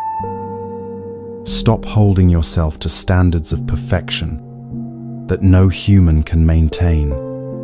Stop believing that being good means being perfect, that trying to improve means never making mistakes, that handling criticism well means never being hurt by it. You can be someone who generally stays calm and still have moments when you lose it. You can be someone who tries to be kind and still have moments when you're sharp or impatient. These moments don't erase all the other moments. They don't make you a fraud. They make you human. The Buddha never taught perfection. He taught practice, continuous, ongoing practice of returning to wisdom, to compassion, to clarity after you've lost them. Not staying in them constantly without ever falling out, but returning to them each time you do fall out. Good enough is actually good enough. Not as a cop-out, but as a realistic understanding of what it means to be human. You're good enough when you're doing your best with the awareness you have in this moment. You're good enough when you're trying to grow while accepting where you currently are. This might sound like lowering your standards, but it's actually the opposite. It's having accurate standards instead of impossible ones. It's understanding that real growth happens in the space between perfection and giving up, in the middle ground, where you're trying, failing sometimes, learning and trying again. And here's what's beautiful about releasing the need to wear white. Criticism doesn't hit as hard anymore. When someone points out a flaw or a mistake, you're not devastated because you weren't pretending to be flawless in the first place. You can look at it honestly. Yes, that's true. I did mess up there. What can I learn from this? And praise doesn't seduce you as much either. When someone says you're calm, or wise, or kind, you can receive it with gratitude without building your whole identity around it. You know you're sometimes calm and sometimes not, sometimes wise and sometimes foolish. The praise is nice, but it doesn't define you because you're not wearing white that must stay spotless. Healthy self-worth isn't thinking you're perfect. It's knowing you're imperfect and being okay with that. It's understanding that your value as a person doesn't depend on maintaining a spotless image. The Buddha taught, you can search throughout the entire universe for someone more deserving of your love and affection than you are yourself. And that person is not to be found anywhere. You yourself, as much as anybody in the entire universe, deserve your love and affection. This includes loving and accepting the parts of you that aren't perfect, the moments when you fall short of your own ideals, the days when you're wearing stained overalls instead of spotless white. Think about this.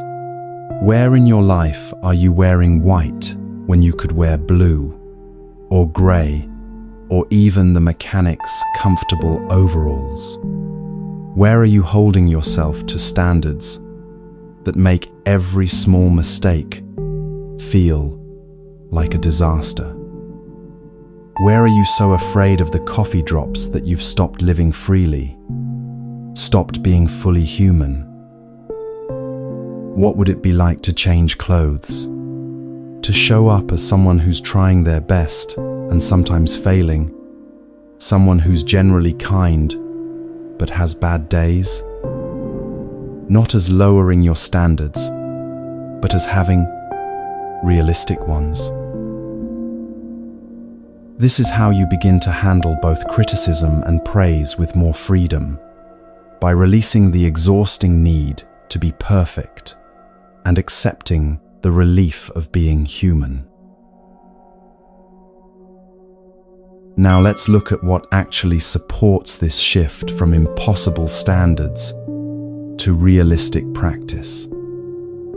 Because understanding is helpful, but it's not enough on its own. You need actual practices that build the internal stability we've been talking about all night.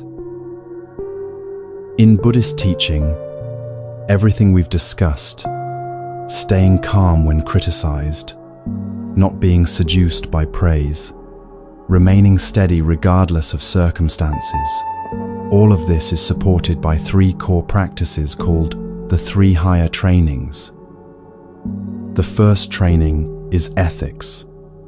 Not ethics as rigid rules or moral superiority, but ethics as choosing actions that reduce harm and increase well-being for yourself and others.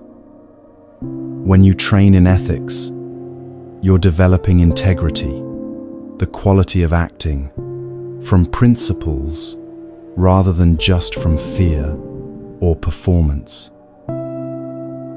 In practical terms, this means noticing when you're about to speak or act and pausing to ask, will this cause harm or reduce it? Not in some dramatic way, just in small, daily choices. The words you choose, the actions you take, the way you treat yourself and others. When you train in ethics consistently, something shifts inside. You develop an internal compass that doesn't need external validation to know whether you're on track. Criticism from others hurts less because you know whether you acted with integrity. Praise from others means less because your sense of doing right doesn't depend on applause. The second training is meditation, but not meditation as sitting quietly, trying to empty your mind. Meditation as training your attention, learning to direct your mind deliberately rather than being pulled around by every thought and emotion that arises. In practical terms, this means noticing when your mind is replaying that critical email for the 15th time and gently bringing it back to what's actually happening right now. It means feeling anger or anxiety without immediately acting on those feelings, giving yourself space to respond wisely instead of reacting automatically. When you train in meditation consistently, you develop the ability to pause. That pause is where freedom lives, the gap between stimulus and response, where you can choose how to act instead of being controlled by habit.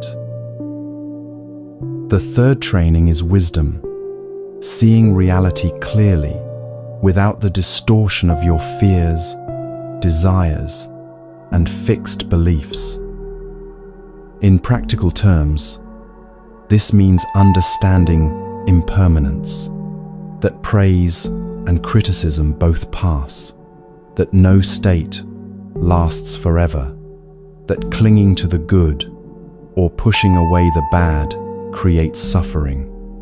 It means understanding that you're not a fixed, permanent self that can be defined by one email or one moment or one person's opinion.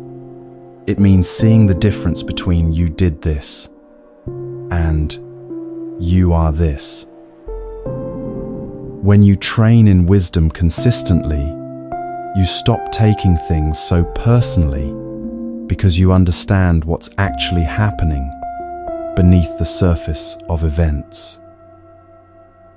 These 3 trainings work together. Ethics gives you the foundation of living with integrity. Meditation gives you the ability to stay present, and not be hijacked by emotions. Wisdom gives you clear seeing that cuts through confusion. Together, they build something solid inside you that external circumstances can't shake. This is your spiritual anchor, not believing the right things or having the right philosophy, but actually training your mind and heart and actions in these three areas. When the storm of criticism comes, this anchor keeps you from being swept away.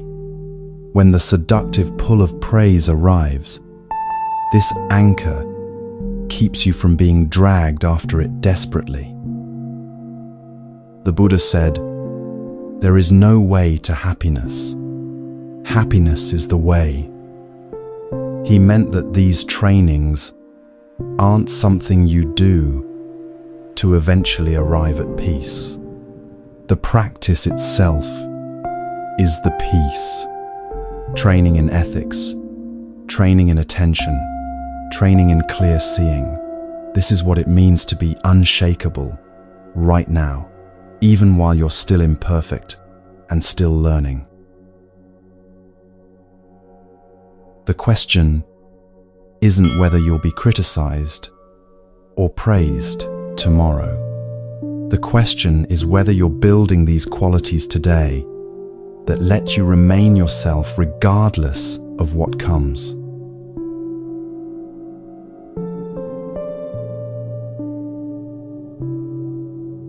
There's an ancient teaching that says, wealth obtained through wrong means or through force is not true wealth. Even dogs and cats, though their bellies are full, are examples of those who have forgotten shame. This teaching is harsh by our modern standards, and it needs some unpacking. In ancient times, street dogs and cats had to scavenge, steal food, fight other animals for scraps. The teaching wasn't condemning the animals themselves. They were doing what they needed to survive. The point was about humans who acquire things through harm, through stealing, through taking advantage of others. They might have full bellies, they might have wealth, but they've lost something essential: integrity. Let's translate this into something more relatable for today. Imagine someone who builds their success by lying to clients, by taking credit for others' work, by cutting corners in ways that hurt people. Maybe they make a lot of money. Maybe they get the promotion. From the outside, they look successful. But here's what the teaching is pointing to. That wealth is unstable. It's built on a foundation of harm, and foundations of harm don't hold. Not because the universe is morally judging them and will punish them, but because of simple cause and effect, what we call karma in Buddhist teaching. Karma isn't cosmic justice or divine punishment. It's just the law of cause and effect playing out in human lives. When you build something through harm, through lying, stealing, manipulating, betraying trust, you create consequences that will eventually come back to affect you. The person who lies to clients will eventually be caught, or will develop a reputation that makes people wary. The person who takes credit for others' work will eventually lose the trust and cooperation of colleagues. The person who cuts corners will eventually face the consequences: lawsuits, failures, damage to their reputation. The wealth might be real in the moment, but it doesn't last because it wasn't built on something solid. Now here's where this gets interesting, and where it connects to everything we've been exploring about staying unshaken.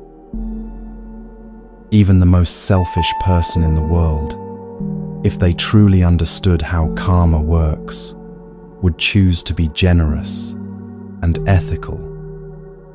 Not because they've suddenly become good or compassionate, but because it's the most intelligent form of self-interest. Think about it this way. Imagine someone who's completely selfish. They only care about their own well-being, their own success. Now imagine they truly understand that every action creates consequences that will come back to affect their own life. That harming others will eventually harm them. That helping others will eventually benefit them. That building trust creates opportunities, while breaking trust closes doors. If they really understood this, they would choose generosity, honesty, kindness, not out of morality, but out of pure self-interest. They would treat people well because it's the smartest way to create a good life for themselves. This is what the teaching means about true wealth versus false wealth. True wealth, the kind that lasts, that's stable, comes from ethical action. False wealth, the kind that looks good but doesn't last, comes from harmful action. But there's a catch. Karma needs time to work. When you lie to someone and it gets you what you want immediately, it looks like it worked. When you betray someone's trust and face no immediate consequences, it looks like you got away with it. But karma isn't instant.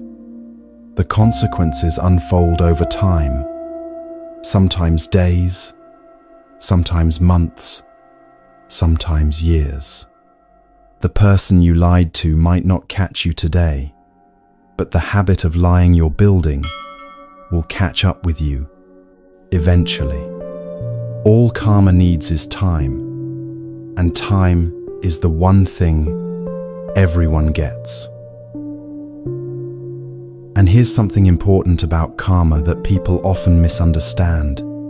It's not just about external consequences. It's also about what you're building inside yourself. Every time you lie, you're training your mind in lying. Every time you act from greed, you're strengthening greed. Every time you harm someone, you're making it easier to harm someone next time. You're shaping who you're becoming. You're building patterns that will be harder to break later. And the opposite is equally true. Every time you act with integrity, you're training your mind in integrity. Every time you choose generosity over greed, you're weakening greed and strengthening generosity. This is the real wealth the teaching is pointing to, not just external success, but the internal qualities you're cultivating. Someone who's built their life on integrity has something that can't be taken away. They have a stable foundation that no external circumstance can shake. This connects directly to handling criticism and praise. When you've built your life on genuine ethical action, criticism hurts less because you have something solid to stand on. You're not dependent on others' approval because you have your own internal compass. And when praise comes, it doesn't seduce you as much because you know the difference between genuine accomplishment and cheap wins.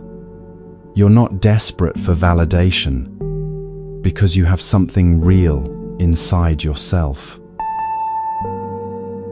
Now here's what makes all of this practical, rather than just philosophical. You need to make these decisions now, while you're clear, so they protect you later when you're confused.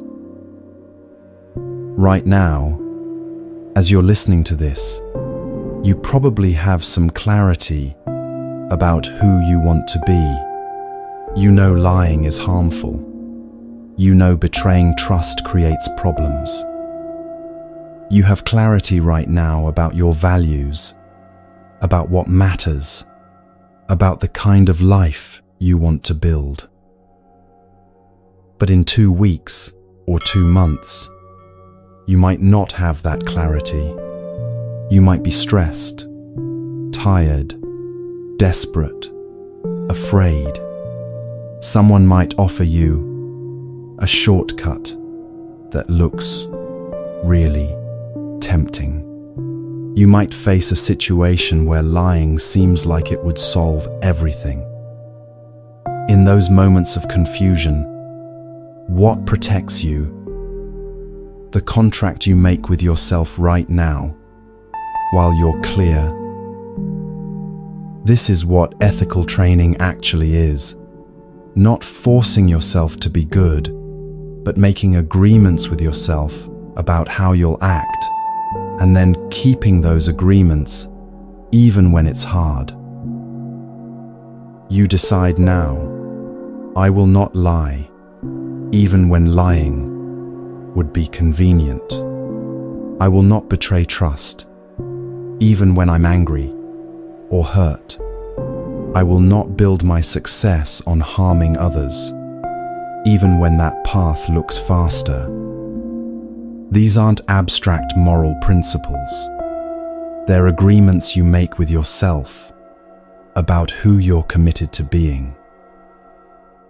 And then, when the moment comes, when you're tired and the lie would be so easy, when your hurt and betrayal feels justified, when the shortcut that harms others is right there in front of you, that agreement protects you. It reminds you of who you decided to be when you were thinking clearly. The Buddha taught, an insincere and evil friend is more to be feared than a wild beast. A wild beast may wound your body, but an evil friend will wound your mind. But the evil friend he was most concerned about is the one inside yourself, the voice that says, just this once, nobody will know. It's not that bad. The rules don't apply in this situation. The contract you make with yourself when you're clear is protection against that voice when you're confused. Think about this. What contract have you made with yourself? What have you decided about how you'll act? About what you will and won't do? About the kind of person you're committed to being? Is it clear enough that it will protect you when clarity is hard to find? Or have you been living without a contract, making it up as you go along, deciding in each moment based on what's convenient?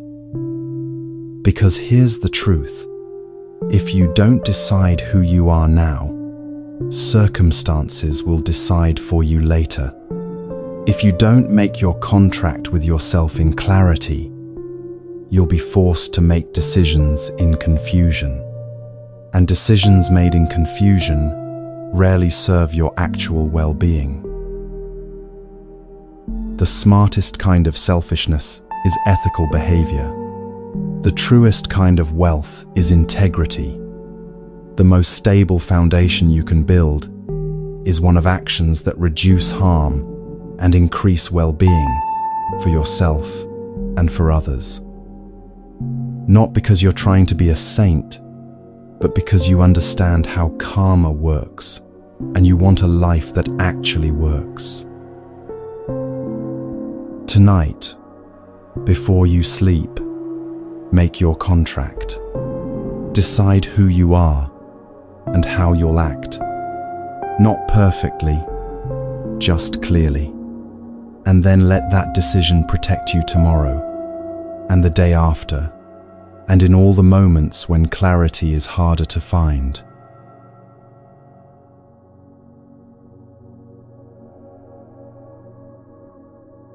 Imagine you're on a long road trip, driving across open countryside, where you can see for miles in every direction. The sky is dramatic, patches of blue, areas of dark clouds, shafts of sunlight breaking through in places. And ahead of you, maybe 5 or 10 miles away, you can see a rainstorm. Not a massive weather system covering everything, but a compact storm, the kind where you can see exactly where it's raining and exactly where it's not. Clear boundaries, moving steadily across the land. As you drive, you can see 3 different towns, experiencing 3 completely different realities at the same exact moment. In the town to your left, the sun is shining.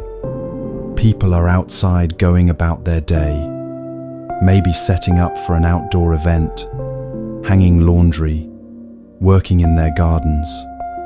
They have no idea what's coming in 15 minutes. From where they stand, it's a beautiful day. They're making plans based on sunshine continuing. In the town straight ahead, directly under the storm, everything is different. Rain is pouring down. Streets are flooding. People are rushing inside, grabbing things they left outside, dealing with the chaos of sudden bad weather. That outdoor event they were planning is ruined. The laundry is soaked. Everything feels like disaster. From where they stand, the whole day is wrecked, and who knows when it will clear up. And in the town to your right, people are emerging from their houses. The storm has just passed. They're assessing the damage, starting to clean up, checking if everyone's okay.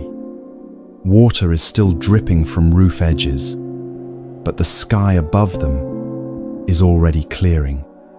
The worst is over. From where they stand, they're in recovery mode, dealing with the aftermath. 3 towns, 3 completely different experiences, 3 different emotional states: anticipation, crisis, recovery. And they're all happening simultaneously. But here's what you can see from your position on the road that none of them can see from inside their moment. The storm is moving. It's just weather passing through. The town that's sunny now will be in the storm soon. The town that's drowning will be in sunshine within the hour. The town that's recovering will have clear skies by afternoon. The storm itself doesn't care about any of them. It's not punishing the middle town or blessing the ones on either side.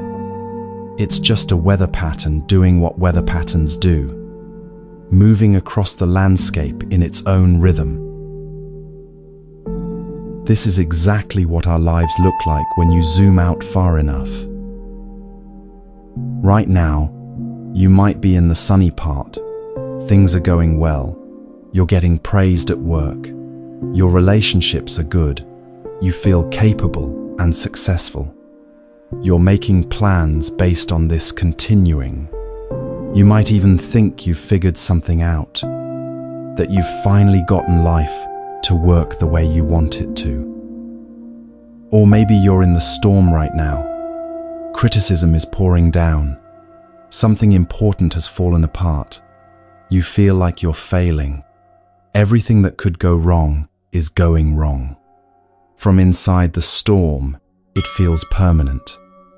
You can't remember what sunshine felt like, and you can't imagine it ever coming back.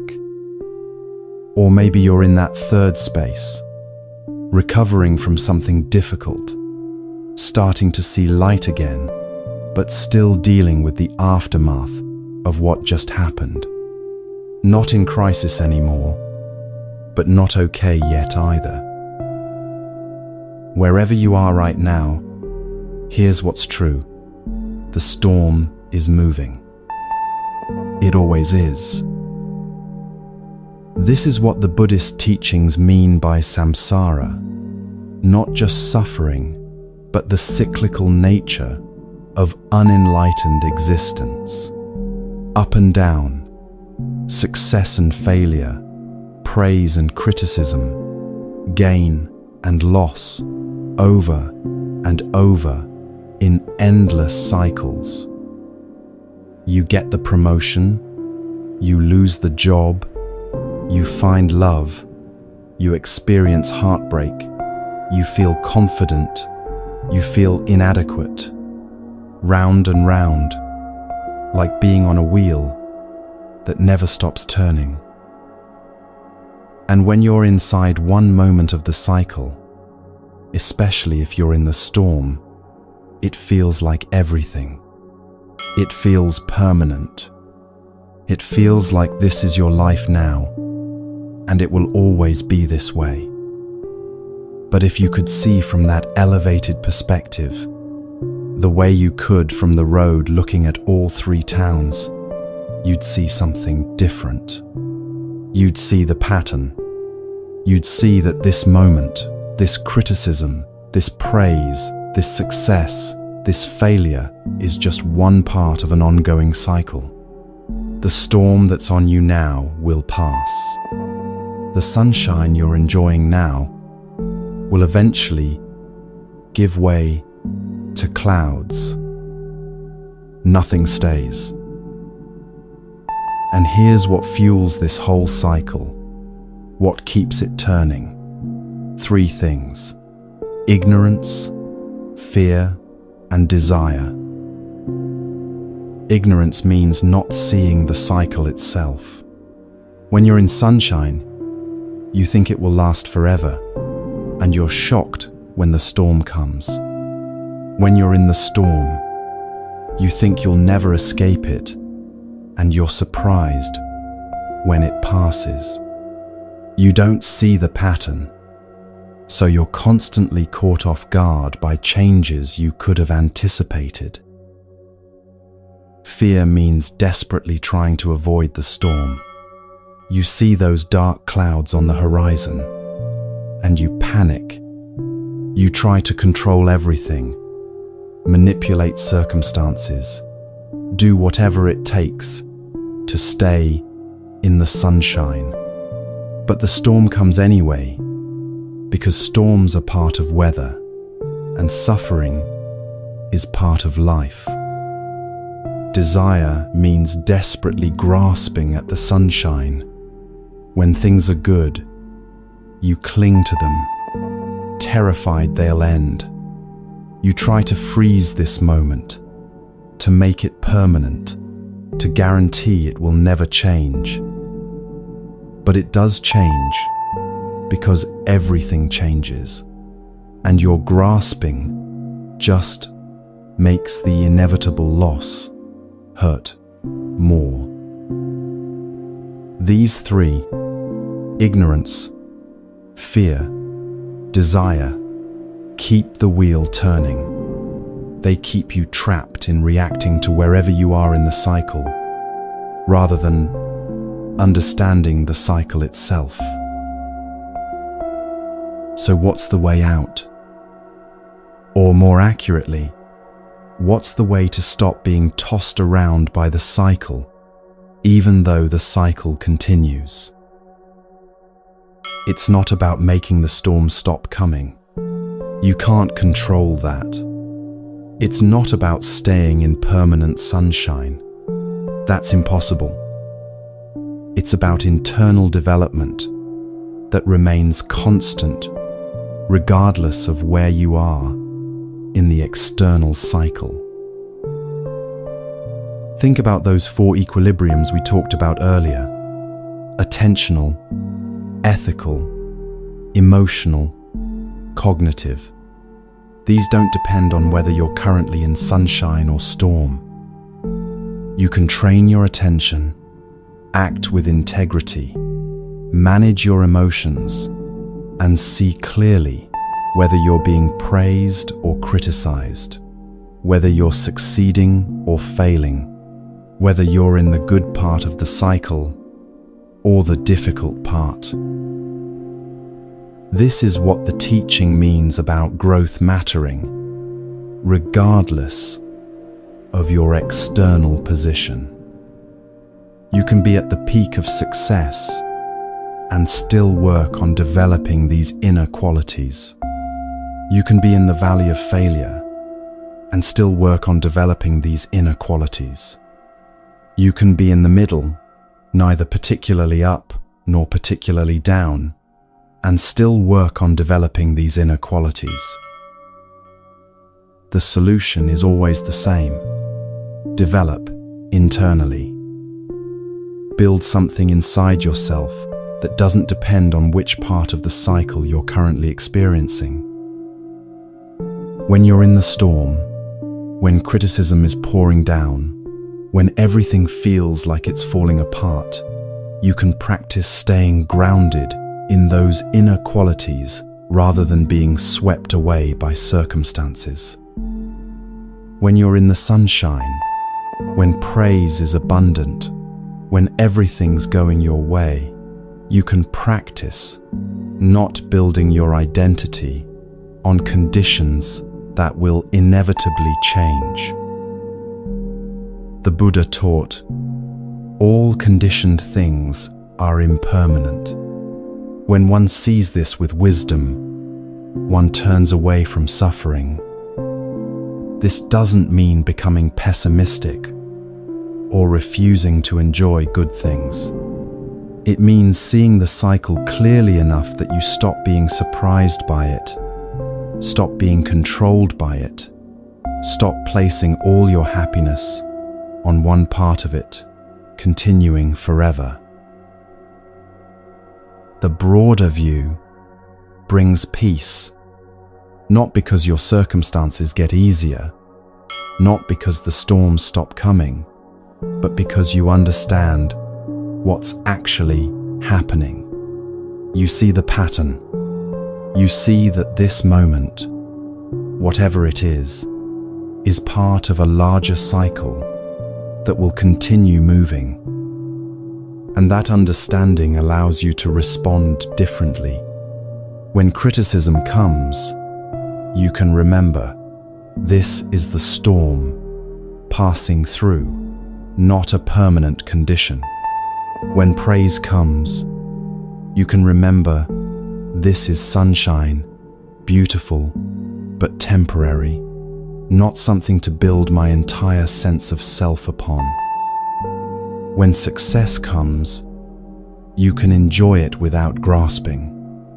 When failure comes, you can learn from it without being destroyed. Think about where you are right now in your cycle. Are you in sunshine, making plans as if it will last forever? Are you in the storm, feeling like you'll never escape? Are you in recovery, dealing with what just happened? And now ask yourself, can you see the storm moving, or are you only seeing your current weather?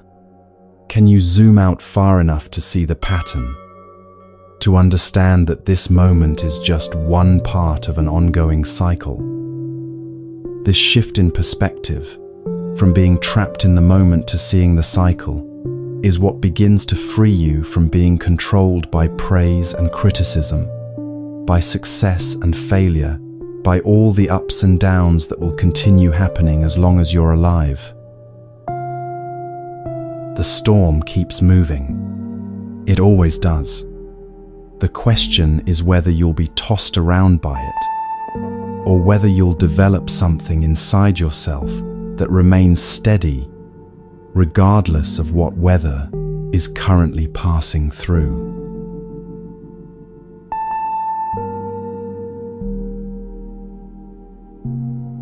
We've traveled through many teachings tonight, and now it's time to bring them all together into something you can actually use. Everything we've explored, the speed cameras, the train barriers, the guitar practice, the jackal and lion, the jewel inspections, the Monday morning emails, the white suits, the understanding of karma, the moving storms. All of it has been pointing toward three qualities that make some people unshakable, while others get tossed around by every word someone says. These aren't mysterious spiritual powers. They're practical qualities you can develop, starting tonight. The first quality is this: praise doesn't seduce you anymore. Not that you become cold or ungrateful, not that compliments don't feel nice, but they don't hook you, don't pull you around, don't become something you desperately need more of. Think about what seduction actually means: being led away from yourself, being pulled by something outside yourself into behavior you wouldn't choose if you were thinking clearly. When praise seduces you, you start adjusting your actions to get more of it. You stop doing what matters and start doing what gets noticed. You become a performer rather than a person, constantly aware of your audience, constantly hoping for applause. This creates an addiction cycle as real as any chemical dependency. The praise hits, and you feel amazing, validated, seen, worthy. Then it fades, and you feel empty again, craving the next hit. So you seek it out. Do whatever worked last time. Try to recreate the conditions that brought praise before. But it never satisfies for long. The dose you needed yesterday doesn't work today. You need more. Need it more often. Need it from more people. Freedom comes when you can receive praise with simple gratitude. Thank you. That's kind of you to say. And then let it go. It doesn't fill you up because you're already full. It doesn't define you because you know who you are, independent of what anyone says. You can appreciate it without needing it, enjoy it without being controlled by it. The second quality is this: criticism doesn't crush you anymore. Again, not that criticism doesn't sting sometimes, not that you become robotic or indifferent, but the criticism doesn't knock you down for days, doesn't spiral into self-hatred, doesn't make you question your entire worth as a person. Remember what we learned about the action versus identity distinction. This is where it becomes practical. When criticism comes, you can hear it as feedback about something you did in a specific situation, rather than as judgment about who you are permanently. Someone says your report was sloppy, and instead of hearing, "You are sloppy," you hear, "This specific report had issues. Can you fix it?" Yes. Is there something to learn? Maybe. Does this define your identity? No. This protection comes from self-knowledge, not arrogance. You're not pretending to be perfect or above criticism, but genuine understanding of who you are, including both strengths and limitations. When you know yourself clearly, other people's opinions, even harsh ones, can't destroy that knowledge. They can add information, they can point out blind spots, but they can't erase what you've built through years of honest self-examination. You're wearing armor, but not the defensive kind that keeps everything out.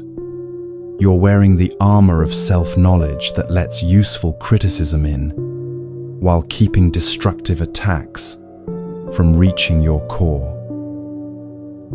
The third quality is this: you remain rooted in your virtues. This is the one that holds everything else together. When praise and criticism are both passing through you without controlling you, what are you actually standing on? What's the ground beneath your feet?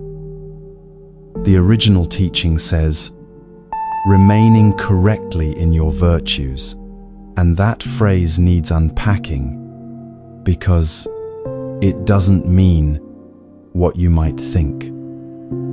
This isn't about moral superiority or rigid rules or judging yourself and others. It means staying aligned with those qualities you've been cultivating, those 4 equilibriums, those 3 higher trainings, that internal development that doesn't depend on external circumstances. Remember ethics, meditation, and wisdom. These are your virtues in the Buddhist sense. Not rules you follow to be good, but qualities you develop to be free.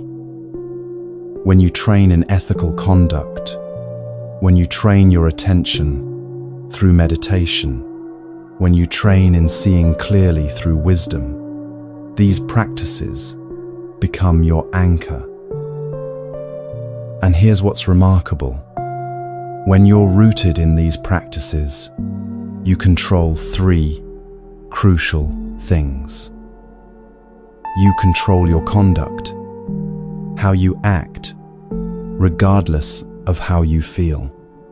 You control your mind, where your attention goes, and how you relate to your thoughts and emotions. You control your perception, how clearly you see reality without the distortion of fear and desire. When you have these 3 under your influence, not perfect control, but genuine influence, you become unshakable. Not because nothing difficult happens, but because you have something solid to stand on that external circumstances can't take away. So what does this look like tomorrow morning? How do these 3 qualities actually work in real life? When criticism arrives, and it will arrive, you pause.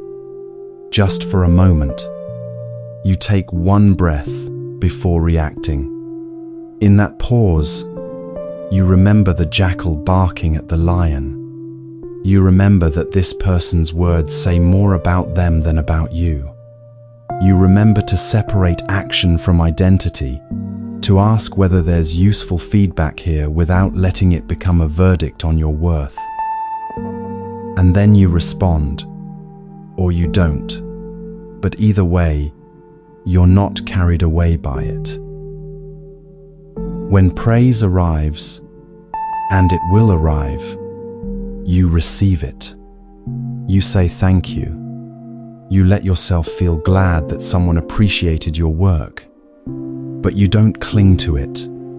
Don't replay it obsessively. Don't start adjusting your entire life to get more of it. You let it be what it is, a nice moment that will pass like all moments pass, and you stay rooted in your practice rather than in the results your practice produces. This is the shift from living for outcomes to living from your practice. Outcomes fluctuate. Sometimes you're praised, sometimes criticized, sometimes ignored. But your practice can remain steady. You can continue training your attention, acting with integrity, seeing clearly, regardless of whether today brought sunshine or storm. Which quality will you practice first? Maybe you need to work on not being seduced by praise, because you notice how desperately you seek validation. Maybe you need to work on not being crushed by criticism because one harsh word can ruin your week.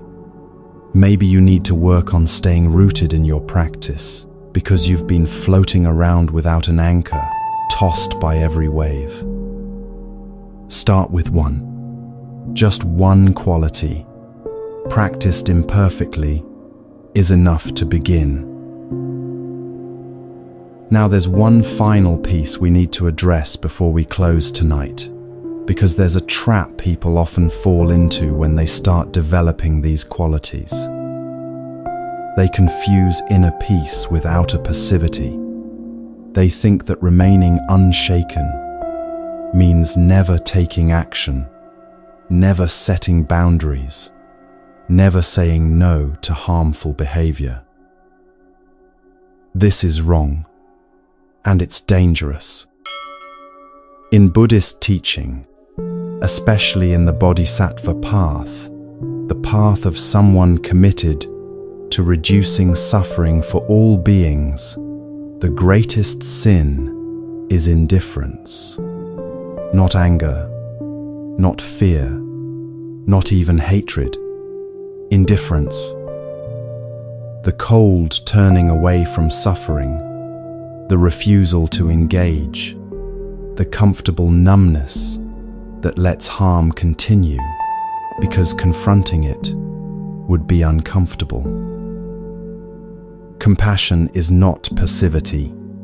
Setting boundaries is not the opposite of kindness. Taking firm action against harmful behavior is not betraying your inner peace. Remember when we talked about the jackal and the lion? The lion doesn't retaliate with rage, doesn't attack the jackal in anger. But the lion also doesn't let the jackal take over its territory. The lion walks away if appropriate, or the lion stops the threat if necessary, all while maintaining that inner stability we've been building toward. Your attitude can be compassionate, understanding that people act from their own confusion and pain, but your actions can still be firm. You can end relationships that are harmful. You can report behavior that crosses ethical lines. You can say no clearly and repeatedly to people who keep asking for what you cannot give. You can protect yourself and others from harm. All of this can be done from compassion, not from hatred. The difference is internal. You're not burning with rage while you set the boundary. You're not seeking revenge while you take protective action. You're not attacking the person while you stop the harmful behavior. You're doing what needs to be done from a place of clarity rather than from a place of emotional reactivity. Action and peace coexist. You can be utterly calm inside while being completely firm in your actions. You can have compassion for why someone behaves harmfully while still protecting yourself from that harm. You can understand their pain while refusing to let their pain become your pain. The Buddha taught, hatred is never appeased by hatred in this world. By non-hatred alone is hatred appeased. This is an eternal law. But non-hatred doesn't mean non-action. It means acting from wisdom rather than from rage, from compassion rather than from vindictiveness, from clarity rather than from confusion. So as you develop these three qualities, as praise stops seducing you, as criticism stops crushing you, as you remain rooted in your practice, remember that you're not becoming passive. You're becoming free. Free to act when action is needed. Free to rest when rest is appropriate. Free to respond wisely rather than react automatically. Tomorrow brings what it brings: praise, criticism, storms, sunshine, all of it. But you're building something tonight that will be there tomorrow and every day after. Something no one can take from you. Something circumstances can't shake. Something real. The three qualities aren't the end of the path. They're the beginning of living free.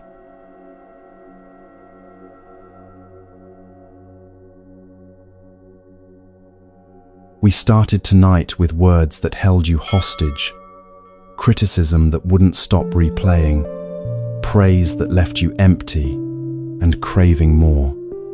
We end with something different. You, understanding why those words had so much power and how to take that power back. The three qualities we've explored aren't gifts you're waiting to receive. They're capacities you already have, right now, that just need practice to develop. Praise doesn't have to seduce you. Criticism doesn't have to crush you. You can remain rooted in something real, regardless of what anyone says. When the storms come, and they will come, you can return here. This wisdom doesn't disappear when the video ends. It waits for you whenever you need it. If something tonight resonated with you, leave a comment about which quality you'll practice first. And if you know someone who's being held hostage by words right now, someone who needs to hear this, share it with them. The Buddha taught that you already have Buddha nature, the seed of complete freedom, complete peace, complete clarity. It's not something you earn through years of perfect practice. It's something you uncover by removing the beliefs and patterns that hide it. The work isn't adding something you lack. It's clearing away what obscures what you already are. May this bring you peace. May this bring you freedom. And if sleep is calling you now, let it come. You don't need to hold on to these words. They've already done their work. Rest well.